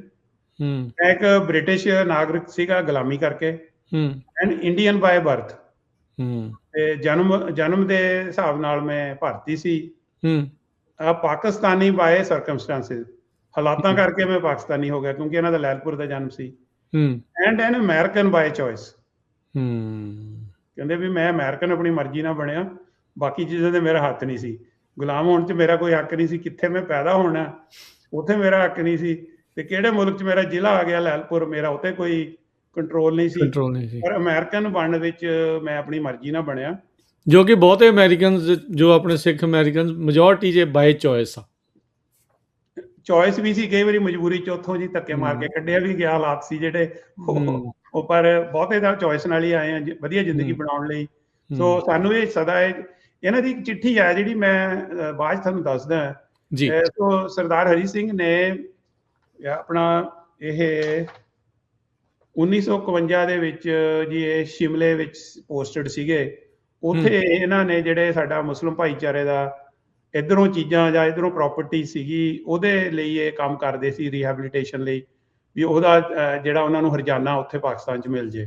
ਤੇ 1955 ਦੇ ਵਿੱਚ ਇੱਥੇ ਆਏ ਤੇ 1957 'ਚ ਇਹਨਾਂ ਨੇ ਜੀ ਜਰਨਲਿਜ਼ਮ ਤੇ ਮਾਸ ਕਮਿਊਨੀਕੇਸ਼ਨ ਦੀ ਮਾਸਟਰਸ ਕੀਤੀ ਸਟੈਨਫੋਰਡ ਤੋਂ। ਕੀ ਬਾਤ ਹੈ। ਤੇ he was one of the very first ਜਿਹੜੇ ਸਰਦਾਰ ਜੀ ਸੀਗੇ ਇਹ ਨਾ ਸਰਦਾਰ ਪੱਗ ਇਹਨਾਂ ਨੇ ਸਾਰੀ ਜ਼ਿੰਦਗੀ ਰੱਖੀ ਤੇ ਪੱਗ ਬੰਨ ਕੇ ਰੱਖੀ। ਅੰਮ੍ਰਿਤਧਾਰੀ ਸਿੱਖ ਸੀਗੇ ਤੇ ਪੂਰਾ ਇਹਨਾਂ ਨੇ ਆਪਣਾ ਜਿਹੜਾ ਸਿੱਖੀ ਨਿਭਾਈ ਉਹ ਹਾਲਾਤਾਂ ਉਸ ਜ਼ਮਾਨੇ ਦੇ ਵਿੱਚ। ਤੇ ਇਹਨਾਂ ਦੀ ਫੈਮਿਲੀ ਨੂੰ ਕਿੰਨੇ ਸਾਲ ਲੱਗ ਗਏ, ਤੁਹਾਨੂੰ ਮੈਂ ਦੱਸਿਆ ਨਾ ਵੀ 1966 ਦੇ ਵਿੱਚ ਜਾ ਕੇ ਜਿਹੜਾ 1965 ਚ ਕਾਨੂੰਨ ਬਣਿਆ ਨੈਸ਼ਨੈਲਿਟੀ ਐਕਟ, ਤੇ ਫਿਰ ਇਹਨਾਂ ਦਾ ਪਰਿਵਾਰ ਇੱਥੇ ਆਇਆ। ਤੇ ਇਹਨਾਂ ਦੇ ਜਿਹੜੇ ਦੋ ਇਹਨਾਂ ਦੇ ਆਉਣ ਬਾਰੇ ਕੁਝ ਪਤਾ ਵੀ ਕਿੱਦਾਂ ਮਤਲਬ ਆਏ ਸੀ? ਪੜ੍ਹਾਈ ਦੇ ਬੇਸ ਤੇ ਆਏ ਸੀਗੇ? ਹਾਂਜੀ, ਪੜ੍ਹਾਈ ਦੇ ਬੇਸ ਤੇ ਆਏ ਸੀ। ਉਦੋਂ ਜਿਹੜਾ 100 ਬੰਦਿਆਂ ਦਾ ਵੀਜ਼ਾ ਮਿਲਦਾ ਸੀ, ਇਹਨਾਂ ਨੇ ਪਾਕਿਸਤਾਨ ਦੇ ਕੋਟੇ 'ਚ ਲਿਆ ਸੀ, ਕਿਉਂਕਿ ਇਹਨਾਂ ਦਾ ਜਨਮ ਪਾਕਿਸਤਾਨ ਤੋਂ ਸੀ। ਤੇ ਇਹਨੇ ਇੱਕ ਬੜੀ ਫਨੀ ਗੱਲ ਦੱਸਦੇ ਹੁੰਦੇ ਸੀ ਅੰਕਲ, ਕਿ ਇਹਨਾਂ ਅੰਕਲ ਦਾ ਨਾ ਇੱਕ ਬੜਾ ਵਿੱਟੀ ਤਰੀਕਾ ਸੀ ਮਜ਼ਾਕ ਕਰਨ ਦਾ, ਪਰ ਉਹ ਬੜੀ ਡੂੰਘਾਈ ਵਾਲੀ ਗੱਲ ਕਰ ਜਾਂਦੇ ਸੀ। ਕਹਿੰਦੇ ਜਦੋਂ ਮੈਂ ਉਤਰਿਆ ਉੱਥੇ ਨਿਊਯਾਰਕ 'ਚ, ਤੇ ਮੈਂ ਕਿਹਾ ਵੀ ਸਭ ਤੋਂ ਪਹਿਲਾਂ ਤਾਂ ਅਮਰੀਕਾ 'ਚ ਸਿੱਖਾਂ ਦਾ ਇੱਕ ਹੀ ਘਰ ਹੈ ਜਿਹੜਾ ਸਟਾਕਟਨ ਗੁਰਦੁਆਰਾ, ਵੀ ਉੱਥੇ ਚੱਲਦੇ ਆ। ਤੇ ਕਹਿੰਦੇ ਮੈਂ ਗੱਡੀ ਲਈ, ਟ੍ਰੇਨ ਲਈ ਉੱਥੋਂ ਨਿਊਯਾਰਕ ਤੋਂ, ਤੇ ਉਹ ਬਾਇਆ ਟੈਕਸਸ ਆਈ। ਕਹਿੰਦੇ ਟੈਕਸਸ ਮੈਂ ਇੱਕ ਰੇਲਵੇ ਸਟੇਸ਼ਨ ਤੇ ਉਤਰਿਆ ਤੇ ਮੈਂ ਬਾਥਰੂਮ ਜਾਣਾ ਸੀ। ਕਹਿੰਦੇ ਇੱਕ ਬਾਥਰੂਮ ਤੇ ਲਿਖਿਆ ਹੋਇਆ ਸੀ ਇਹ ਕਾਲਿਆਂ ਲਈ ਹੈ, ਤੇ ਇੱਕ ਤੇ ਲਿਖਿਆ ਸੀ ਗੋਰਿਆਂ ਲਈ। ਤੇ ਕਹਿੰਦੇ ਮੈਂ ਸੋਚੀ ਜਾਵਾਂ ਵੀ ਹੁਣ ਮੈਂ ਕਿਹੜੇ ਵਿੱਚ ਜਾਵਾਂ। ਉਹਨਾਂ ਦਾ ਦੇਖੋ ਵੀ ਉਹ ਜਿਹੜਾ ਰੇਸ਼ੀਅਲ ਡਿਵੀਜ਼ਨ ਦਾ ਇੱਕ ਤਰੀਕਾ ਹੈਗਾ ਕਿੰਨਾ ਸੋਹਣਾ, ਵੀ ਮੈਂ ਕਿੱਧਰ ਜਾਵਾਂ, ਮੈਂ ਪੂਰਾ ਨਾਮ ਹੈ ਗੋਰਾ, ਨਾਮ ਹੈ ਕਾਲਾ। ਤੇ ਉਹ ਜੀ ਇਹ ਆਪਣਾ ਯੂਨੀਵਰਸਿਟੀ ਦੇਖੋ, ਇੰਨੀ ਪੜ੍ਹਾਈ ਦੇ ਬਾਵਜੂਦ ਯੂਨੀਵਰਸਿਟੀ ਜਾ ਕੇ ਵਸੇ। ਇੱਥੇ ਕੋਈ ਜੌਬਸ ਦੀਆਂ ਇੰਨੀਆਂ ਓਪਰਚੁਨਿਟੀਜ਼ ਨਹੀਂ ਸੀਗੀਆਂ। ਤੇ ਇਹ ਇੱਥੇ ਟੈਰਾ ਬਿਓਨਾ ਜਿਹੜਾ ਮਿਡਲ ਸਕੂਲ ਦੇ ਵਿੱਚ ਇੰਗਲਿਸ਼ ਪੜ੍ਹਾਉਂਦੇ ਰਹੇ ਆ 1961 ਤੋਂ ਲੈ ਕੇ 1981 ਤਾਈਂ। ਯੂਬਾ ਕਾਲਜ ਦੇ ਵਿੱਚ ਵੀ ਇਹਨਾਂ ਨੇ ਪੰਜਾਬੀ ਤੇ ਕਲਚਰ ਦੀ ਕਲਾਸ ਪੜ੍ਹਾਈ ਆ। ਇਹ ਪਹਿਲੇ ਸੀਗੇ ਮੈਨੂੰ ਲੱਗਦਾ ਟੀਚਰ ਸਾਊਥ ਏਸ਼ੀਅਨ ਮੂਲ ਦੇ ਉਸ ਟਾਈਮ ਤੇ, ਜਦੋਂ ਯੂਬਾ ਸਟਰ ਸਕੂਲ ਸਿਸਟਮ ਦੇ ਵਿੱਚ ਆਏ ਸੀਗੇ। ਹਾਂਜੀ ਹਾਂਜੀ, ਸਾਡੇ ਕੋਲ ਪ੍ਰੋਫੈਸਰ ਸੀਗੇ, ਜਿਵੇਂ ਪ੍ਰੋਫੈਸਰ ਬੌਬ ਬਲਦੇਵ ਸਿੰਘ, ਤੇ ਇੱਕ ਸਾਡੇ ਇੱਥੇ ਹੈਗੇ ਰੇਸ਼ਮ ਸਿੰਘ ਕੇਜਲੀ, ਉਹ ਕਾਲਜ ਵਿੱਚ ਪੜ੍ਹਾਉਂਦੇ ਸੀ, ਸਕੂਲ 'ਚ ਨਹੀਂ ਸੀ। ਹਾਂ, ਤੇ ਸਕੂਲ ਵਿੱਚ ਮੇਰੇ ਖਿਆਲ ਦਸਤਾਰ ਵਾਲੇ ਪਹਿਲੇ ਸ਼ਖਸ ਸੀਗੇ। ਤੇ ਇਹਨਾਂ ਦਾ ਇੱਥੇ ਨਾ ਕਿਉਂਕਿ ਪੜ੍ਹੇ ਲਿਖੇ ਸੀ, ਤੇ ਯੂਜਲੀ ਕਮਿਊਨਿਟੀ ਦਾ ਕੋਈ ਵੀ ਜਦੋਂ ਕੋਈ ਇਸ਼ੂ ਹੁੰਦਾ ਸੀ ਤੇ he was very good in representing the community. ਇਹ ਦੱਸਦੇ ਵੀ ਕਿੱਦਾਂ ਸਟਾਕਟਨ ਜਾਂਦੇ ਸੀ, ਫਿਰ ਇੱਥੇ ਲੋਕਾਂ ਨੇ ਮਹਿਸੂਸ ਕੀਤਾ ਵੀ ਗੁਰੂ ਘਰ ਦੀ ਲੋੜ ਆ, ਯੂਨੀਵਰਸਿਟੀ ਵਿਰੋਧਤਾ ਵੀ ਸੀ ਵੀ ਕੀ ਲੋੜ ਆ ਜੀ ਬਣਾਉਣ ਦੀ, ਜਿਵੇਂ ਆਪਣੇ ਹੁੰਦਾ ਹੀ ਆਵੇ ਨਾ ਹਰ ਚੀਜ਼ ਦੀ ਵਿਰੋਧਤਾ ਕਰਨੀ। ਸੋ ਇਹਨਾਂ ਨੇ ਆਪਣੇ ਘਰਾਂ 'ਚ ਪ੍ਰੋਗਰਾਮ ਕਰਨੇ ਸ਼ੁਰੂ ਕਰਤੇ। ਤੇ ਫਿਰ ਘਰਾਂ 'ਚ ਜਦੋਂ ਇਹਨਾਂ ਕੋਲ ਗੁਰੂ ਗ੍ਰੰਥ ਸਾਹਿਬ ਦਾ ਇਹਨਾਂ ਦੇ ਘਰ 'ਚ ਅਜੇ ਵੀ ਪ੍ਰਕਾਸ਼ ਹੈਗਾ, ਇਹਨਾਂ ਦੇ ਘਰ 'ਚ, ਜਿਹੜੇ ਮੈਂ ਇਹਨਾਂ ਦੇ ਪਰਿਵਾਰ ਬਾਰੇ ਦੱਸਾਂਗਾ ਬਾਅਦ ਤੁਹਾਨੂੰ। ਤੇ ਇਹ ਜਦੋਂ ਪ੍ਰੋਗਰਾਮ ਕਰਦੇ ਸੀ ਦੂਜਿਆਂ ਦੇ ਘਰ ਜਾ ਕੇ ਜਾਂ ਹੋਰ, ਤਾਂ ਫਿਰ ਜੋ ਉੱਥੇ ਪੈਸੇ ਇਕੱਠੇ ਹੁੰਦੇ ਸੀ, ਗੁਰੂ ਘਰ ਤੈਰਾ ਬਿਆਨਾ ਬਣਿਆ, ਕਿਉਂਕਿ ਇਹ ਖੁਦ ਤਾਂ ਟੀਚਰ ਸੀ, ਇਹਨਾਂ ਦੀ ਇੰਨੀ ਸਮਰੱਥਾ ਨਹੀਂ ਸੀ, ਪਰ ਜਿਹੜਾ ਸੰਗਤ ਦਾ $5000 ਇਕੱਠਾ ਹੋਇਆ ਸੀ, ਉਹ ਵੀ ਗੁਰੂ ਘਰ ਦੇ ਫੰਡ ਦੇ ਵਿੱਚ ਇਹਨਾਂ ਨੇ, ਮਤਲਬ ਇਹਨਾਂ ਦੇ ਸਾਥੀਆਂ ਨੇ ਤੇ ਇਹਨਾਂ ਨੇ ਉਹ ਹਿੱਸਾ ਸੀਗਾ। ਤੇ ਇਹ ਗੁਰੂ ਘਰ ਦੇ ਬੜੇ ਸਾਲ ਸਟੇਜ ਸੈਕਟਰੀ ਵੀ ਰਹੇ ਨੇ। ਠੀਕ ਹੈ। ਮੈਂ ਵੀ ਜਦੋਂ ਆਇਆ, ਇਹ ਬੜਾ ਸੋਹਣਾ, ਕਿਉਂਕਿ ਕਿਸੇ ਬੱਚੇ ਦਾ ਵਿਆਹ ਹੁੰਦਾ ਸੀ, ਤੇ ਉਹ ਬੜਾ ਸੋਹਣੇ ਤਰੀਕੇ ਨਾਲ ਉਹਨਾਂ ਨੂੰ ਇੰਗਲਿਸ਼ ਦੇ ਵਿੱਚ ਮੱਤ ਜਾਂ ਆਪਾਂ ਕਹਿੰਦੇ ਆ ਵੀ ਉਹਨਾਂ ਨੂੰ ਸਿੱਖਿਆ ਦਿੰਦੇ ਸੀਗੇ। ਤੇ ਇਹ ਜਿਹੜਾ ਇੱਕ ਆਰਗੇਨਾਈਜੇਸ਼ਨ ਬਣੀ 1984 ਦੇ ਵਿੱਚ ਇੱਥੇ, United Sikhs for human rights, ਤੇ ਇਹ ਉਹਦੇ ਪ੍ਰਧਾਨ ਸੀ। ਇਹ ਇਹਨਾਂ ਨੇ ਇੱਕ ਆਰਗੇਨਾਈਜੇਸ਼ਨ ਬਣਾਈ ਸੀ। ਤੇ ਸਿੱਖ ਰਿਵਿਊ ਮੈਗਜ਼ੀਨ ਜਿਹੜਾ ਕਲਕੱਤੇ ਤੋਂ ਛਪਦਾ, ਉਹਦੇ ਬੜੇ ਸਾਲ ਇੱਥੋਂ ਅਮਰੀਕਾ ਦੇ ਰਿਪਰੈਜ਼ੈਂਟੇਟਿਵ ਰਹੇ। ਤੇ ਇੱਕ ਡਾਕਟਰ ਕਪਾਨੀ ਨੇ ਮੈਗਜ਼ੀਨ ਸ਼ੁਰੂ ਕੀਤਾ ਸੀ ਸਿੱਖ ਸੰਸਾਰ, ਉਹਦੇ ਇਹ ਐਡੀਟੋਰੀਅਲ ਬੋਰਡ ਤੇ ਸੀਗੇ। ਤੇ ਇਹਨਾਂ ਦਾ ਜਿਹੜਾ ਨਾ ਮਤਲਬ ਵੀ ਪਰਿਵਾਰ ਇਕੱਲੇ ਖੁਦ ਨਹੀਂ, ਡਾਕਟਰ ਆਪਣੇ ਹਰੀ ਸਿੰਘ ਜੀ, ਇਹਨਾਂ ਦੇ ਬੇਟੇ ਪਰਮਜੀਤ ਸਿੰਘ ਐਵਰੈਸਟ, ਤੇ ਇਹਨਾਂ ਦੀ ਡਾਟਰ ਇਨ ਲਾ ਸੁਰਿੰਦਰ ਕੌਰ ਐਵਰੈਸਟ, ਉਹਨਾਂ ਦੀ ਬਹੁਤ ਦੇਣ ਹੈ ਜੀ। ਇਹਨਾਂ ਦੀ ਜਿਹੜੀ ਡਾਟਰ ਇਨ ਲਾ ਨੇ, ਉਹਨਾਂ ਨੇ ਤਕਰੀਬਨ 15 ਸਾਲ ਇੱਥੇ ਹਾਈ ਸਕੂਲ 'ਚ ਗੁਰਮੁਖੀ ਪੜ੍ਹਾਈ ਆ। ਤੇ ਮੈਂ ਜਦੋਂ ਹਾਈ ਸਕੂਲ 'ਚ ਪਹਿਲਾਂ ਜਾਂਦਾ ਹੁੰਦਾ ਸੀ, ਉੱਥੇ ਬੱਚੇ ਲੜਾਈ ਝਗੜੇ, ਬੀਅਰ ਦੀਆਂ ਬੋਤਲਾਂ ਇੱਕ ਦੂਜੇ ਦੇ ਮਾਰਦੇ ਹੁੰਦੇ ਸੀ, ਜਾਂ ਉਹਨਾਂ ਦੀਆਂ ਪੈਂਟਾਂ ਤੁਹਾਨੂੰ ਪਤਾ ਨਾ ਨਿਆਣੇ ਸਕੂਲਾਂ 'ਚ ਪਾਉਂਦੇ, ਲੱਤਾਂ ਤੇ ਪਿੱਛੋਂ ਗਿਰਦੀਆਂ ਸੀ, ਇੱਦਾਂ ਦਾ ਮਾਹੌਲ ਹੁੰਦਾ ਸੀ ਸਕੂਲ 'ਚ। ਪਰ ਜਦੋਂ ਦੇ ਮਿਸਿਸ ਐਵਰੈਸਟ ਟੀਚਰ ਬਣੇ, ਉਹਨਾਂ ਨੇ ਬੱਚਿਆਂ ਨੂੰ ਇੰਨਾ ਜੋੜ ਦਿੱਤਾ ਆਪਣੇ ਚੰਗੇ ਵਿਰਸੇ ਦੇ ਨਾਲ ਤੇ ਬੋਲੀ ਦੇ ਨਾਲ ਤੇ ਸੱਭਿਆਚਾਰ ਨਾਲ, ਕਿ ਹੁਣ ਉਹ ਪੰਜਾਬੀ ਨਾਈਟ ਕਰਾਉਂਦੇ ਨੇ ਸਕੂਲ 'ਚ ਆਏ ਸਾਲ, ਤੇ ਬੱਚੇ ਸਾਰੇ ਵੈਲ ਬਿਹੇਵਡ ਨੇ। ਈਵਨ ਕਿ ਇਸ ਸਾਲ ਸਾਡੇ ਮੇਲੇ ਤੇ ਇੱਕ ਪਾਕਿਸਤਾਨ ਤੋਂ ਕੁੜੀ ਆਈ ਹੋਈ ਲੈਲਪੁਰ, ਉਹ ਮੈਂ ਤੁਹਾਨੂੰ ਕਵਿਤਾ ਭੇਜਾਂਗਾ। ਉਹ ਬੇਟੀ ਲੈਲਪੁਰ ਤੋਂ ਆਈ, ਉਰਦੂ 'ਚ ਬੋਲਦੀ ਸੀ, ਉਹਨੇ ਪੰਜਾਬੀ 'ਚ ਕਵਿਤਾ ਲਿਖੀ, ਇਹਨਾਂ ਦੀ ਸਟੂਡੈਂਟ ਹੈ। ਤੇ ਸਾਡੇ ਜਿਹੜਾ ਉੱਥੇ ਸੰਡੇ ਸਕੂਲ ਚੱਲਦਾ ਗੁਰਮੁਖੀ ਦਾ, ਉਹ ਵੀ ਚਲਾਉਣ 'ਚ ਪਰਮਜੀਤ ਤੇ ਸੁਰਿੰਦਰ ਦਾ ਬਹੁਤ ਵੱਡਾ ਰੋਲ ਆ। ਇਹ ਪਰਿਵਾਰ ਦਾ ਬਹੁਤ ਵੱਡਾ ਕੰਟਰੀਬਿਊਸ਼ਨ ਹੈ ਕਮਿਊਨਿਟੀ 'ਚ। ਇਹਨਾਂ ਨੂੰ ਫੈਮਿਲੀ ਆਫ ਦਾ ਈਅਰ ਵੀ ਅਵਾਰਡ ਵੀ ਮਿਲ ਚੁੱਕਿਆ ਇੱਥੇ ਇਸ ਇਲਾਕੇ ਦੇ ਵਿੱਚ। ਸੋ ਬੜੇ ਨਿਮਰਤਾ ਵਾਲੇ ਤੇ ਕਮਿਊਨਿਟੀ ਦੇ ਨਾਲ ਜੁੜੇ ਹੋਏ ਨੇ। ਮੈਂ ਨਾ ਇੱਕ ਦੋ ਇਹਨਾਂ ਦੀਆਂ ਚਿੱਠੀਆਂ ਪੜ੍ਹਦੀਆਂ। ਚਿੱਠੀਆਂ ਦਾ ਕੀ, ਮੈਨੂੰ ਉਹਦਾ ਇਤਿਹਾਸ ਦੱਸੋ। ਚਿੱਠੀ ਕਿਹਨੂੰ ਲਿਖਦੇ ਸੀ, ਕੀ ਸਿਸਟਮ ਸੀਗਾ ਚਿੱਠੀਆਂ ਦਾ? ਇਹ ਆਪਣੇ ਸਰਦਾਰ ਹਰੀ ਸਿੰਘ ਨਾਲ ਲਿਖਾ ਪੜ੍ਹੀ ਦਾ ਇਹਨਾਂ ਨੂੰ ਬਹੁਤ ਸ਼ੌਕ ਸੀ। ਠੀਕ ਹੈ। ਮੇਰੇ ਕੋਲ ਕੋਈ 600 ਚਿੱਠੀਆਂ ਪਈਆਂ ਇਹਨਾਂ ਦੀਆਂ, 3 ਬਾਈਂਡਰ ਨੇ। ਅੱਛਾ। ਆਪਣੇ ਕੋਲ ਇੰਨਾ ਸ਼ਾਇਦ ਟਾਈਮ ਨਹੀਂ ਹੋਊਗਾ, ਮੈਂ ਇੱਕ ਦੋ ਸੈਂਪਲ ਇਹਨਾਂ ਦੇ ਤੁਹਾਨੂੰ ਜੇ ਇਜਾਜ਼ਤ ਇਹ ਤੁਹਾਡੇ ਨਾਲ ਹੀ ਗੱਲਬਾਤ ਕਰਦੇ ਹੁੰਦੇ ਸੀ ਜਾਂ ਚਿੱਠੀਆਂ ਕਿਤੇ ਪਬਲਿਕੇਸ਼ਨ? ਚਿੱਠੀਆਂ ਇਹਨਾਂ ਨੇ ਅਖਬਾਰਾਂ ਨੂੰ ਲਿਖੀਆਂ। ਓਕੇ, ਤੇ ਤੁਸੀਂ ਸਾਂਭ ਕੇ ਰੱਖੀਆਂ ਆ? ਇਹ ਇਹਨਾਂ ਦੇ ਫੈਮਿਲੀ ਨੇ ਸਾਂਭ ਕੇ ਰੱਖੀਆਂ ਨੇ, ਤੇ ਬੇਟੇ ਨੇ ਮੈਨੂੰ ਥੋੜੀ ਦੇਰ ਲਈ ਦਿੱਤੀਆਂ ਕਿ ਮੈਂ ਤੁਹਾਡੇ ਨਾਲ ਸ਼ੇਅਰ ਕਰ ਸਕਾਂ। Paramjit, doctor Paramjit Everest dentist ਨੇ। ਠੀਕ ਹੈ। ਤੇ ਉਹਨਾਂ ਨੇ ਇਹ ਚਿੱਠੀਆਂ, ਉਹਨਾਂ ਨੇ ਘਰੇ ਲਾਇਬ੍ਰੇਰੀ ਬਣਾਈ ਹੋਈ ਆ, ਤੇ ਉਹਨਾਂ ਨੇ ਮੈਨੂੰ ਇਹ ਇੱਕ ਦੋ ਦਿਨਾਂ ਲਈ ਚਿੱਠੀਆਂ ਪੜ੍ਹਨ ਲਈ। ਤੁਸੀਂ ਲੋਨ ਤੇ ਲੈ ਕੇ ਆਏ ਆ ਬੇਸਿਕਲੀ? ਲੋਨ ਤੇ ਨਹੀਂ, ਪਰ ਇਹਨਾਂ ਦੀਆਂ ਚਿੱਠੀਆਂ ਨਾ, ਜਿਹੜੀ ਡਿਜੀਟਲ ਆਰਕਾਈਵ ਹੈਗਾ UC ਡੇਵਿਸ ਦਾ, ਹਾਂਜੀ, ਉਹਦੇ ਵਿੱਚ ਵੀ ਚਿੱਠੀਆਂ ਕਾਫੀ ਸਕੈਨ ਹੋ ਕੇ ਕਿਸੇ ਨੇ ਪੜ੍ਹਨੀਆਂ, ਉੱਥੇ ਜਾ ਕੇ ਤੁਸੀਂ ਪੜ੍ਹ ਸਕਦੇ ਹੋ। ਦੇਖੋ, ਜਿਹੜਾ ਲਿਖਾ ਪੜ੍ਹੀ ਆ ਨਾ, ਇਹ ਬੜੀ ਜ਼ਰੂਰੀ ਆ। ਸਾਡੀ ਇਹ ਕੌਮ ਦੀ ਤਰਾਸ਼ਦੀ ਰਹੀ ਹੈ ਵੀ ਸਾਡੇ ਲੋਕਾਂ ਨੇ ਕੁਰਬਾਨੀਆਂ ਕੰਮ ਬਹੁਤ ਕੀਤੇ, ਪਰ ਅਸੀਂ ਕੋਈ ਲਿਖਤੀ ਸਬੂਤ ਨਹੀਂ ਰੱਖਦੇ ਰਹੇ। ਤੋ ਅੰਕਲ ਹਰੀ ਸਿੰਘ ਦੀਆਂ ਜਿਹੜੀਆਂ ਚਿੱਠੀਆਂ ਨਾ, ਉਹ ਤੁਹਾਨੂੰ ਉਸ ਸਮੇਂ ਕੀ ਹਾਲਾਤ ਸੀ, ਕੀ ਸਿਚੁਏਸ਼ਨ ਸੀ, ਉਹ ਬਹੁਤ ਹੀ ਵਧੀਆ ਤਰੀਕੇ ਦੇ ਨਾਲ ਉਹਦਾ ਬਿਆਨ ਉਹਨਾਂ ਨੇ ਕੀਤਾ ਹੋਇਆ। ਮੈਂ ਨਾ ਤੁਹਾਨੂੰ 2 ਆਈਟਮ ਉਹਨਾਂ ਦੇ ਜ਼ਰੂਰ ਪਲੀਜ਼। ਅਕਸਰ ਜਿਹੜੇ ਮੈਂ ਦੱਸਿਆ ਨਾ, ਪੜ੍ਹੇ ਲਿਖੇ ਬੰਦੇ ਜਿਹੜੇ ਹੈਗੇ ਆ, ਉਹਨਾਂ 'ਚ ਗਟਸ ਨਹੀਂ ਕਈ ਵਾਰੀ ਉਹ ਦਿਖਾਉਂਦੇ ਆਪਣੇ। ਮੈਂ ਨਹੀਂ ਕਹਿੰਦਾ ਸਾਰੇ ਇਦਾਂ ਦੇ ਨੇ। ਅੰਕਲ ਹਰੀ ਸਿੰਘ ਦੇ ਵਿੱਚ ਬੜੀ ਜ਼ਰੂਰ ਸੀ। ਉਹ ਨਾ ਵੀ ਕਿ ਬੰਦਾ ਨਾ ਜਿਹੜਾ ਸਪੇਡ ਨੂੰ ਸਪੇਡ ਕਹਿ ਦੇ, ਉਹ ਹਰੀ ਸਿੰਘ ਨੇ ਬਹੁਤ ਚਿੱਠੀਆਂ ਲਿਖੀਆਂ ਇੱਥੇ। ਜਿਹੜਾ ਲੋਕਲ ਅਖਬਾਰ ਆ ਫੀਲਡ ਡੈਮੋਕ੍ਰੈਟ, ਇੰਡੀਆ ਵੈਸਟ, ਹੋਰ ਅਮਰੀਕਾ ਦੇ ਅਖਬਾਰ ਸੈਕਰਾਮੈਂਟੋ ਵੀ, ਉਹ ਤਕਰੀਬਨ 600 ਦੇ ਕਰੀਬ ਮੇਰੇ ਖਿਆਲ ਚਿੱਠੀਆਂ ਲਿਖ ਚੁੱਕੇ ਆ। ਮੈਂ ਉਹਨਾਂ ਦੀ ਚਿੱਠੀ ਪੜ੍ਹਦਾ ਕਿ ਜਿਹੜੀ ਉਹਨਾਂ ਨੇ ਜੀ ਜਦੋਂ ਦਰਬਾਰ ਸਾਹਿਬ ਤੇ ਹਮਲਾ ਹੋਇਆ, ਤਾਂ ਅਕਸਰ ਜਿਹੜਾ ਅਮਰੀਕਨ ਮੀਡੀਆ ਸੀਗਾ, ਉਹ ਜੋ ਇੰਡੀਆ ਦੇ ਵਿੱਚੋਂ ਰਿਪੋਰਟਾਂ ਆਉਂਦੀਆਂ ਸੀ, ਇੰਡੀਆ ਦੇ ਵਿੱਚ ਜਿਵੇਂ PTI ਜਾਂ UNI ਸੀ ਨਾ, ਉਹ ਜੋ ਗਵਰਨਮੈਂਟ ਦਾ ਨਜ਼ਰੀਆ ਸੀ, ਉਹ ਨਜ਼ਰੀਆ ਵਾਕੂ ਇੱਥੇ ਅਖਬਾਰਾਂ 'ਚ ਛਪਦਾ ਸੀ, ਤੇ ਸਾਡਾ ਅਕਸ ਬਹੁਤ ਖਰਾਬ ਕੀਤਾ ਜਾ ਰਿਹਾ ਸੀ। ਕੋਈ ਪੇਸ਼ ਕਰਦੇ ਸੀ ਵੀ ਇਹ ਤਾਂ ਅੱਤਵਾਦੀ ਨੇ ਜੀ। ਸੋ ਫਿਰ ਸਾਡੀ ਕਮੇਟੀ ਜੋ ਕੁਝ ਬੰਦੇ ਇਕੱਠੇ ਹੋ ਗਏ, ਇਨਕਲੂਡਿੰਗ ਸਰਦਾਰ ਹਰੀ ਸਿੰਘ, ਇੱਥੇ ਬੀਬੀ ਨੇ, ਸ੍ਰੀ ਪ੍ਰੀਤਮ ਕੌਰ ਖਾਲਸਾ, ਉਹ ਜਰਮਨ ਮੂਲ ਦੇ ਸਿੱਖ ਨੇ, ਹੋਰ ਇਕੱਠੇ ਹੋ ਕੇ ਅਖਬਾਰ ਵਾਲਿਆਂ ਨੇ ਜਾ ਕੇ ਮਿਲੇ ਵੀ ਭਾਈ ਠੀਕ ਆ, ਤੁਸੀਂ ਉਹਨਾਂ ਦਾ ਨਜ਼ਰੀਆ ਵੀ ਲਾਓ, ਪਰ ਸਾਡਾ ਨਜ਼ਰੀਆ ਵੀ ਦੱਸੋ। ਹਰ ਚੀਜ਼ ਦੇ ਨਜ਼ਰੀਏ 2 ਹੁੰਦੇ ਨੇ। ਸੋ ਇਹ ਨਾ ਉਹਨਾਂ ਨੇ ਚਿੱਠੀ ਲਿਖੀ, ਜੋ ਕੁਝ ਉਹ ਨਾ ਅਖਬਾਰ 'ਚ ਖਬਰ ਆਈ, ਗਨਮੈਨ ਇਨ ਦਾ ਟੈਂਪਲ। ਉਹਦੇ ਜਵਾਬ ਦੇ ਵਿੱਚ ਉਹਨਾਂ ਨੇ ਚਿੱਠੀ ਲਿਖੀ, Dear editor, the Indian government has broken many agreements, many promises, and many hearts already. It matters little if it has broken up temple. The army stormed Golden Temple to flush out gunmen, it said. Now the same government has planted her hired gunmen to repair the damage. ਇਹ ਇਦਾਂ ਹੋਇਆ ਸੀ ਜੀ, ਜਦੋਂ ਅਕਾਲ ਤਖਤ ਬਿਲਕੁਲ damage ਹੋ ਗਿਆ ਸੀ ਜੀ, government ਨੇ ਖੁਦ ਹੀ ਆਪਣੇ ਬੰਦੇ ਆ ਨਾ ਬੁਲਾ ਕੇ, ਕਿਉਂਕਿ ਸਾਡੇ 'ਚ ਇੱਕ ਪ੍ਰਥਾ ਵੀ, ਅਸੀਂ ਕੋਈ ਵੀ ਜਿਹੜਾ ਧਾਰਮਿਕ ਜਗ੍ਹਾ ਉਹਨੂੰ ਅਸੀਂ ਕਾਰ ਸੇਵਾ ਨਾਲ ਬਣਾਉਂਦੇ ਹਾਂ ਜੀ। ਇਹ ਸਾਡੀ ਜਦੋਂ ਉਦੋਂ ਦੀ ਪ੍ਰਾਈਮ ਮਿਨਿਸਟਰ ਇੰਦਰਾ ਗਾਂਧੀ ਨੇ ਆਪਣੇ ਸਰਕਾਰੀ ਬੰਦੇ ਭੇਜ ਕੇ ਉਹ ਬਿਲਡਿੰਗ ਨੂੰ ਰਿਪੇਅਰ ਕਰਨਾ। ਸਰਕਾਰੀ ਸਿੱਖ ਜਿਹਾ ਸੀਗਾ, ਮੈਨੂੰ ਨਾਮ ਬੰਦੇ ਨਹੀਂ, ਉਹ ਬੰਦੇ, ਉਹ ਤਾਂ ਸਿਰਫ ਸਿੱਖ ਦਾ ਨੇਮ ਸਿੱਖ ਸੀ, ਬੰਦੇ ਤਾਂ ਜਿਹੜੇ ਉਹਨਾਂ ਨੇ ਕੰਪਨੀ ਸੀ ਕੋਈ ਹਾਇਰ ਕੀਤੀ, construction company.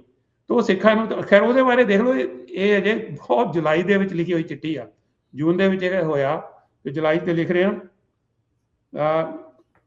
Now the same government has planted her hired gunmen to repair the damage. Unlike the US Constitution provision, the people of India don't have the right to bear arms.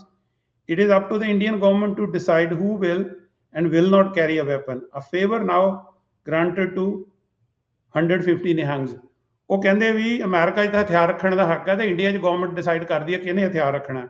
ਤੇ ਹੁਣ ਉੱਥੇ 150 ਨਿਹੰਗ ਭੇਜਤੇ ਬਾਬਾ ਸੰਤਾ ਸਿੰਘ ਤੇ, ਜਿਨ੍ਹਾਂ ਨੂੰ ਕਿ ਸਰਕਾਰ ਨੇ ਹਥਿਆਰ ਰੱਖਣ ਦੀ ਇਜਾਜ਼ਤ ਦਿੱਤੀ ਹੋਈ ਆ। ਤੇ ਜੇ ਅਸੀਂ ਹਥਿਆਰ ਰੱਖਦੇ ਹਾਂ ਤਾਂ ਉਹ ਕਹਿੰਦੇ ਵੀ ਹਥਿਆਰ ਕਿਉਂ ਰੱਖਦੇ ਆ। ਸੋ ਉਹਦਾ ਲੌਜਿਕ ਦੇ ਰਹੇ ਨੇ। ਅੱਗੇ ਲਿਖਦੇ ਨੇ ਦਾ SGPC is a body elected by Sikhs under the law of the land to manage the Sikh temples. In violation of her own laws, the government has taken over the control. Protects किया. The extremist may come into the shrine again. Army is now an occupying force, perhaps forever. ਉੱਥੇ ਉਹਦੇ ਫੌਜ ਦਾ ਪਹਿਰਾ ਸੀ। ਅੱਗੇ ਲਿਖਦੇ ਨੇ the government after carting off the Sikh dead, scrubbing of their blood, decamping with the Sikh treasures, looting the offerings from the altar, and jailing the innocent, is now tempted to start infighting among the Sikhs, an age-old trick of the enemy. The brave Sikh ladies arrested by government gave a fitting answer. We spit at them. We will not despise these hirelings ਵੀ ਜਿਹੜੇ ਉੱਥੇ ਬਣਾ ਰਹੇ ਨੇ। ਸੋ ਲਿਖਿਆ Hari Singh Everest, secretary ਸਿੱਖ temple Gurdwara Yuba city. ਇਹ ਚਿੱਠੀ ਜੀ ਛਪੀ ਜੁਲਾਈ 1984। ਜੂਨ ਦੇ ਵਿੱਚ ਇਹ ਅਟੈਕ ਹੁੰਦਾ ਤੇ ਜੁਲਾਈ 'ਚ ਚਿੱਠੀ ਲਿਖਦੇ ਨੇ। ਤੇ ਇਹ ਤਾਂ ਹੈਗੀ ਚਲੋ ਇੱਕ ਆਪਣਾ ਕਮਿਊਨਿਟੀ ਦਾ ਜਿਹੜਾ ਇੱਕ ਬੜਾ ਭਾਵਕ ਤੇ ਇਤਿਹਾਸਿਕ ਮਸਲਾ। ਮੈਂ ਕਿ ਉਹਨਾਂ ਦੀ ਹੋਰ ਚਿੱਠੀ ਪੜ੍ਹਦਾ ਜਿਹੜੀ ਕਿ ਸਾਨੂੰ ਕੁਝ ਸਿੱਖਣ ਦੀ ਲੋੜ ਹੈ ਸਾਨੂੰ ਸਾਰਿਆਂ ਨੂੰ। ਕਈ ਵਾਰੀ ਦੇਖੋ ਇਹ ਅਮਰੀਕਾ ਬਹੁਤ ਵਧੀਆ ਮੁਲਕ ਹੈ ਤੇ ਅਮਰੀਕਾ ਨੂੰ ਚੰਗਾ ਤੇ ਮਾੜਾ ਵੀ ਅਸੀਂ ਉਹ ਬਣਾਉਣਾ, ਤੇ ਜੇ ਅਸੀਂ ਇਸ ਕੰਟਰੀ ਨੂੰ ਖਰਾਬ ਕਰਨ ਲੱਗ ਗਏ ਤਾਂ ਇਹ ਕੰਟਰੀ ਵੀ ਖਰਾਬ ਹੋ ਜਾਏਗਾ ਜਿਵੇਂ ਹੋਰ ਕੰਟਰੀ ਖਰਾਬ ਹੋਏ ਨੇ। ਇਹ ਚਿੱਠੀ ਲੰਮੀ ਹੈ, ਜੇ ਤੁਹਾਡੀ ਇਜਾਜ਼ਤ ਤਾਂ ਮੈਂ ਪੜ੍ਹ ਸਕਦਾ ਜੀ? ਜ਼ਰੂਰ। ਇਹ ਚਿੱਠੀ ਉਹਨਾਂ ਨੇ ਲਿਖੀ ਹੈ ਜੀ। Are you listening, America, my promised land? On 20th of July 1950, I asked you, how will you treat me if I come to live with you? ਜਿੱਦਣ ਉਹ ਆਏ ਇੱਥੇ ਨਾ। On 20th of July 1951, I asked you, how will you treat me if I come to live with you? You told me, read your constitution. I did. I was satisfied and I was then in India. ਵੀ ਮੈਂ ਤੁਹਾਡਾ constitution ਪੜ੍ਹਿਆ ਤੇ ਉਹ ਤੇ ਮੈਨੂੰ ਤੁਸੀਂ ਕਿਹਾ ਵੀ ਮੈਨੂੰ ਭਰੋਸਾ ਸੀ। It took me next 3.5 years to actually in New York to meet you. ਕਹਿੰਦੇ ਵੀ ਉਹ ਤੋਂ ਬਾਅਦ ਮੈਨੂੰ 3.5 ਸਾਲ ਲੱਗ ਗਏ। You saw me in the full beard and turban. I felt that you were a little stalled. ਵੀ ਤੁਹਾਨੂੰ ਥੋੜਾ ਅਜੀਬ ਲੱਗਿਆ। Perhaps you actually were not so. Maybe I was self-conscious in a new land. Anyway, I told you I was a Sikh. You confirmed that there was religious freedom in here. I knew this from constitution. I relaxed. Again, लिखते हैं. I resumed my stay here. I worked with you, worshipped with you, talked with you, walked with you. You asked, I answered. I asked, you answered. You and I agreed. No hyphenated Americans, no titled Americans, just plain Americans. I was thrilled. America कहना नहीं, मैं तो American है। So on 15th of August 1960, the Indian Independence Day, I became independent of independent India. आजाद हो गया मैं भारत तो। I stood before federal court judge in Sacramento, California, proudly court judge in Sacramento, California, proudly shifted my allegiance. I sounded out loud, I pledge allegiance to the flag of the United States of America and to the republic for which it stands, one nation under God, indivisible with liberty and justice for all. Again, सुनो जी। This was a great day in my life. I became an American. I could now develop myself to fullest potential. The cumbersome life of religious intolerance, caste, linguistic quibbles, racial rancor, provincial plurality ended for me. What a relief. I was overjoyed indeed. ਉਹ India ਬਾਰੇ ਗੱਲ ਕਰ ਰਹੇ ਵੀ ਉੱਥੇ caste, creed and all that. ਹੁਣ ਅੱਗੇ ਚੱਲੋ ਜੀ, ਅੱਗੇ ਕੀ ਕਹਿ ਰਹੇ ਨੇ। This was okay, but wait. But There wait, was some unrest. there was some unrest, some violation. The offenders were challenged by blacks. They gave a heroic battle to the violators of constitutional rights. These events put America back in its unique position, a glorious one. The true spirit of you, America prevailed. I was again reassured of ultimate victory of justice. ਉਦੋਂ ਇੱਥੇ America 'ਚ civil right struggle ਚੱਲ ਰਹੀ ਸੀ। Battle ਚੱਲ ਰਹੀ ਸੀ ਜੀ। ਹਾਂਜੀ, ਅੱਗੇ ਸੁਣੋ ਜੀ। However, the dust of civil rights battles of the 60s had hardly settled down. I found out that although your wounds were healed, the scars were showing off. Your recovery from your lapses was construed the trump of blacks, as if a miracle has happened. A part claimed not only be equal to its white, but be bigger than it. Impossibility and absurdity. ਅੱਗੇ ਲਿਖਦੇ ਹਾਂ, in the census of 1970, as a result of this, you began to ask your people, who were they?